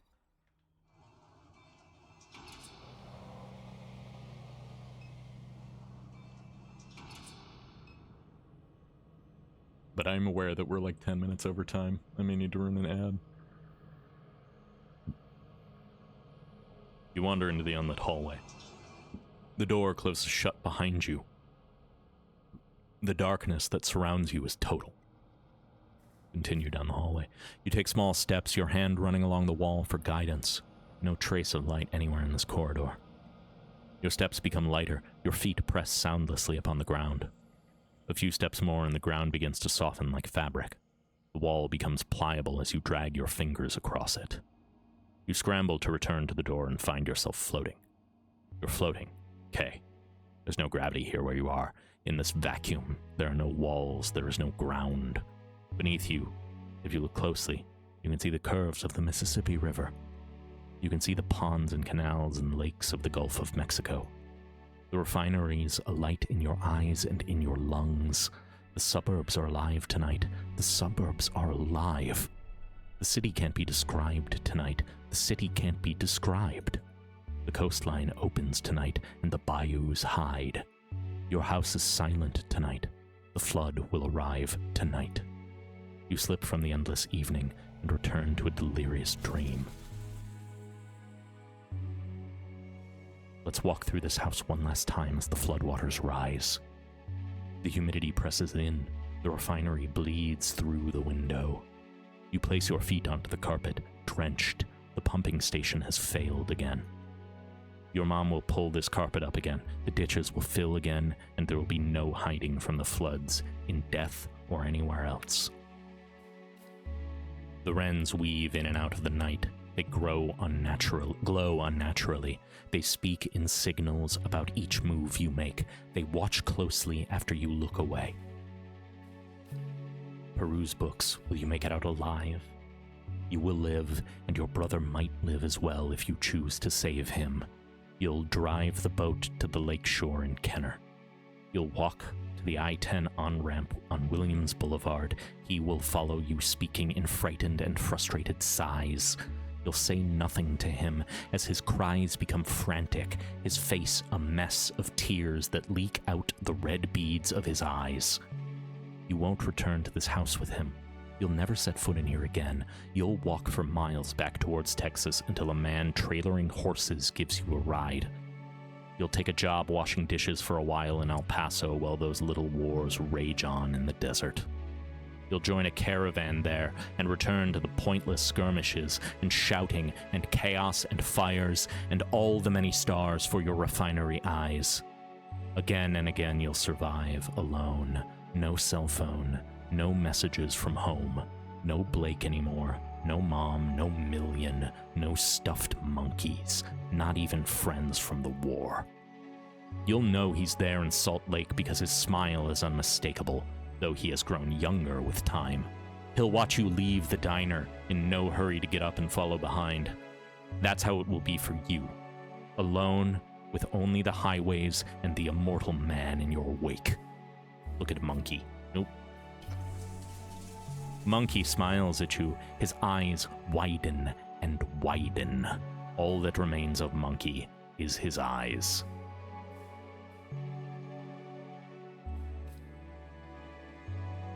Say what about a naked chat? Your mom sits on the couch of the living room staring out the window. She doesn't acknowledge you when you enter. You sit down on the couch and force her attention. When she turns to you, the indifference drains from her face. I wish you'd have come a little sooner, she says, and takes your hand. I'm getting a phone call, everybody. I'll be right back. I'm going to run a 3-minute ad while this is going on.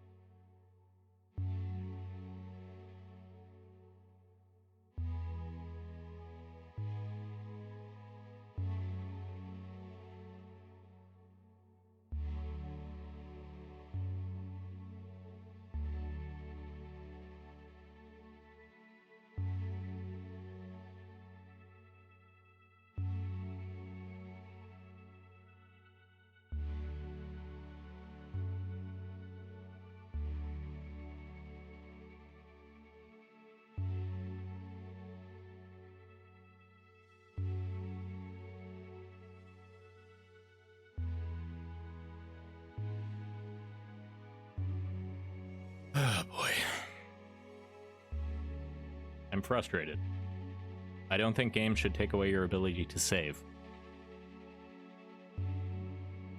I think that that's very annoying. I would have stopped this game 10 minutes ago and just come back to it, but oh well.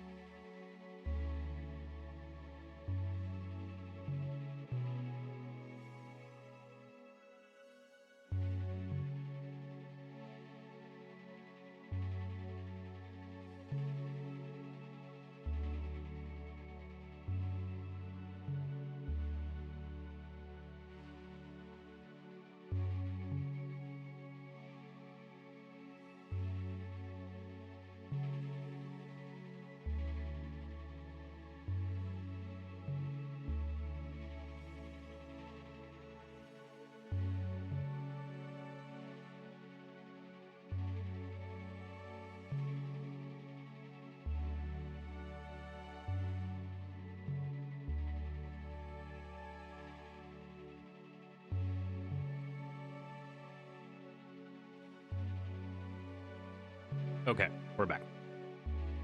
I wish you'd have come a little sooner, she says, and takes your hand. I thought maybe we'd have breakfast together or something. I actually dreamed about it. I don't really eat breakfast. Oh. That indifferent stare returns. Well, I just thought it would be nice. She turns her head towards the window as the living room falls away into the night.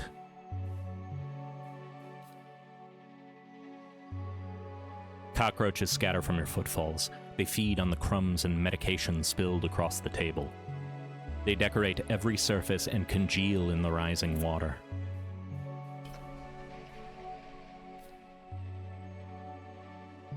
The laundry room scares you, has always scared you. Blue stands in the corner. He peels his forehead from the wall to meet you. He clutches a towel tightly, nervously. I wanted to be around, he says. No, it's not what happened, but it's what I wanted. He waits for you to respond. Look at him. Blue's eyes, refinery eyes, tight and tired and kind eyes. He puts his hand on the wall and the wall begins to dissolve. You just don't think that. He looks down at the water spreading across the linoleum tiles. That'll get bad. But when it does, you don't think there's any other way it can be. That's what gets me. The voided light of the backyard breaks through the wall as he presses his hand more firmly against it. I don't know. I just wish I was there. That's all I wanted to say. The light engulfs your father as the wall rematerializes before you in the laundry room, drops into the greater depths of Greater New Orleans. Blake lies in bed scrolling on his phone. You peek your head in. He looks up. He says he's irritated. You respond. He frowns deeper. So you're leaving, he seems to think.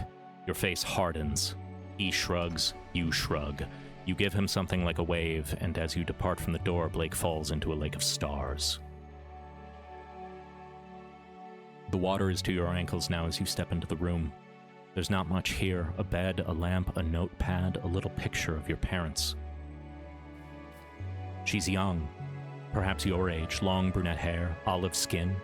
He's looking at her with a knowing and amused expression, his denim shirt smeared with rust. She leans against him, her head on his shoulder, pinky fingers locked. Light breaks through the oak tree in the yard, forming a radiant halo around her head. You let the frame slip from your fingers.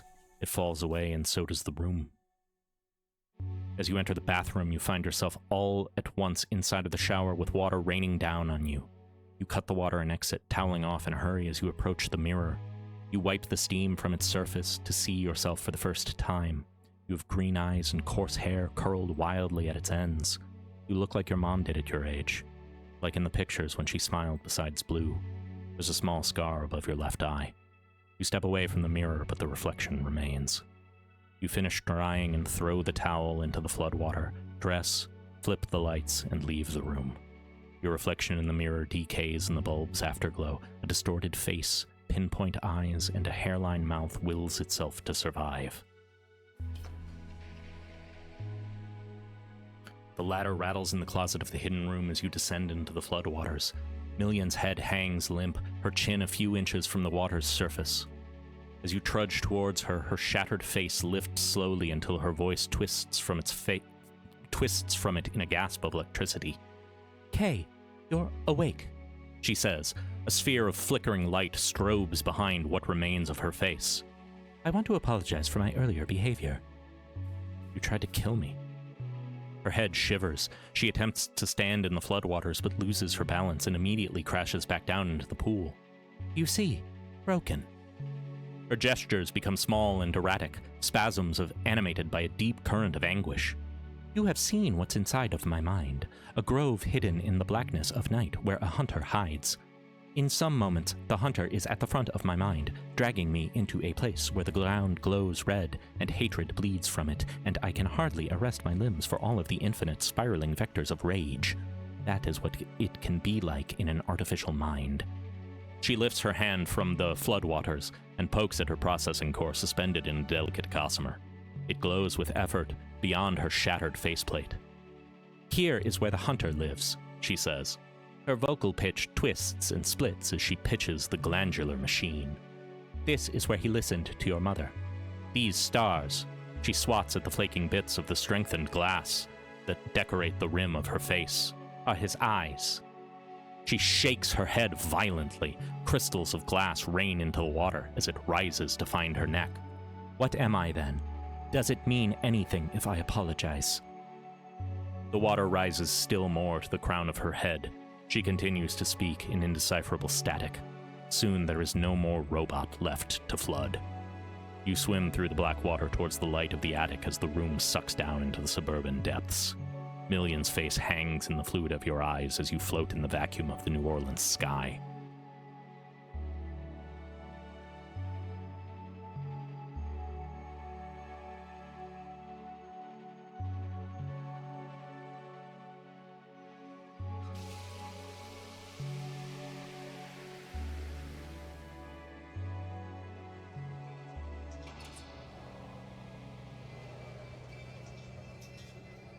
Okay, it's letting me save now. So, I'm saving. We will finish this next time. I have gone a full half hour over time. Thank you all for still being here. If you are, if you aren't and are catching this on the VOD, I get it. But as always, thank you all for coming. I really appreciate it. I'm gonna hurry this ending right up because we are well and truly over time. But know that I truly appreciate everybody coming out and hanging out. Thank you very much. So, have a lovely rest of your evening. Bye. Hey, if you stuck around to the end of the video, I just wanted to say thank you, and I hope that you enjoyed. If you want to help support me in making more of this, you can follow me on Twitch, where I stream these live. Like, comment, and subscribe. I suspect you all know how this works by now, but it really does help a lot. Thanks.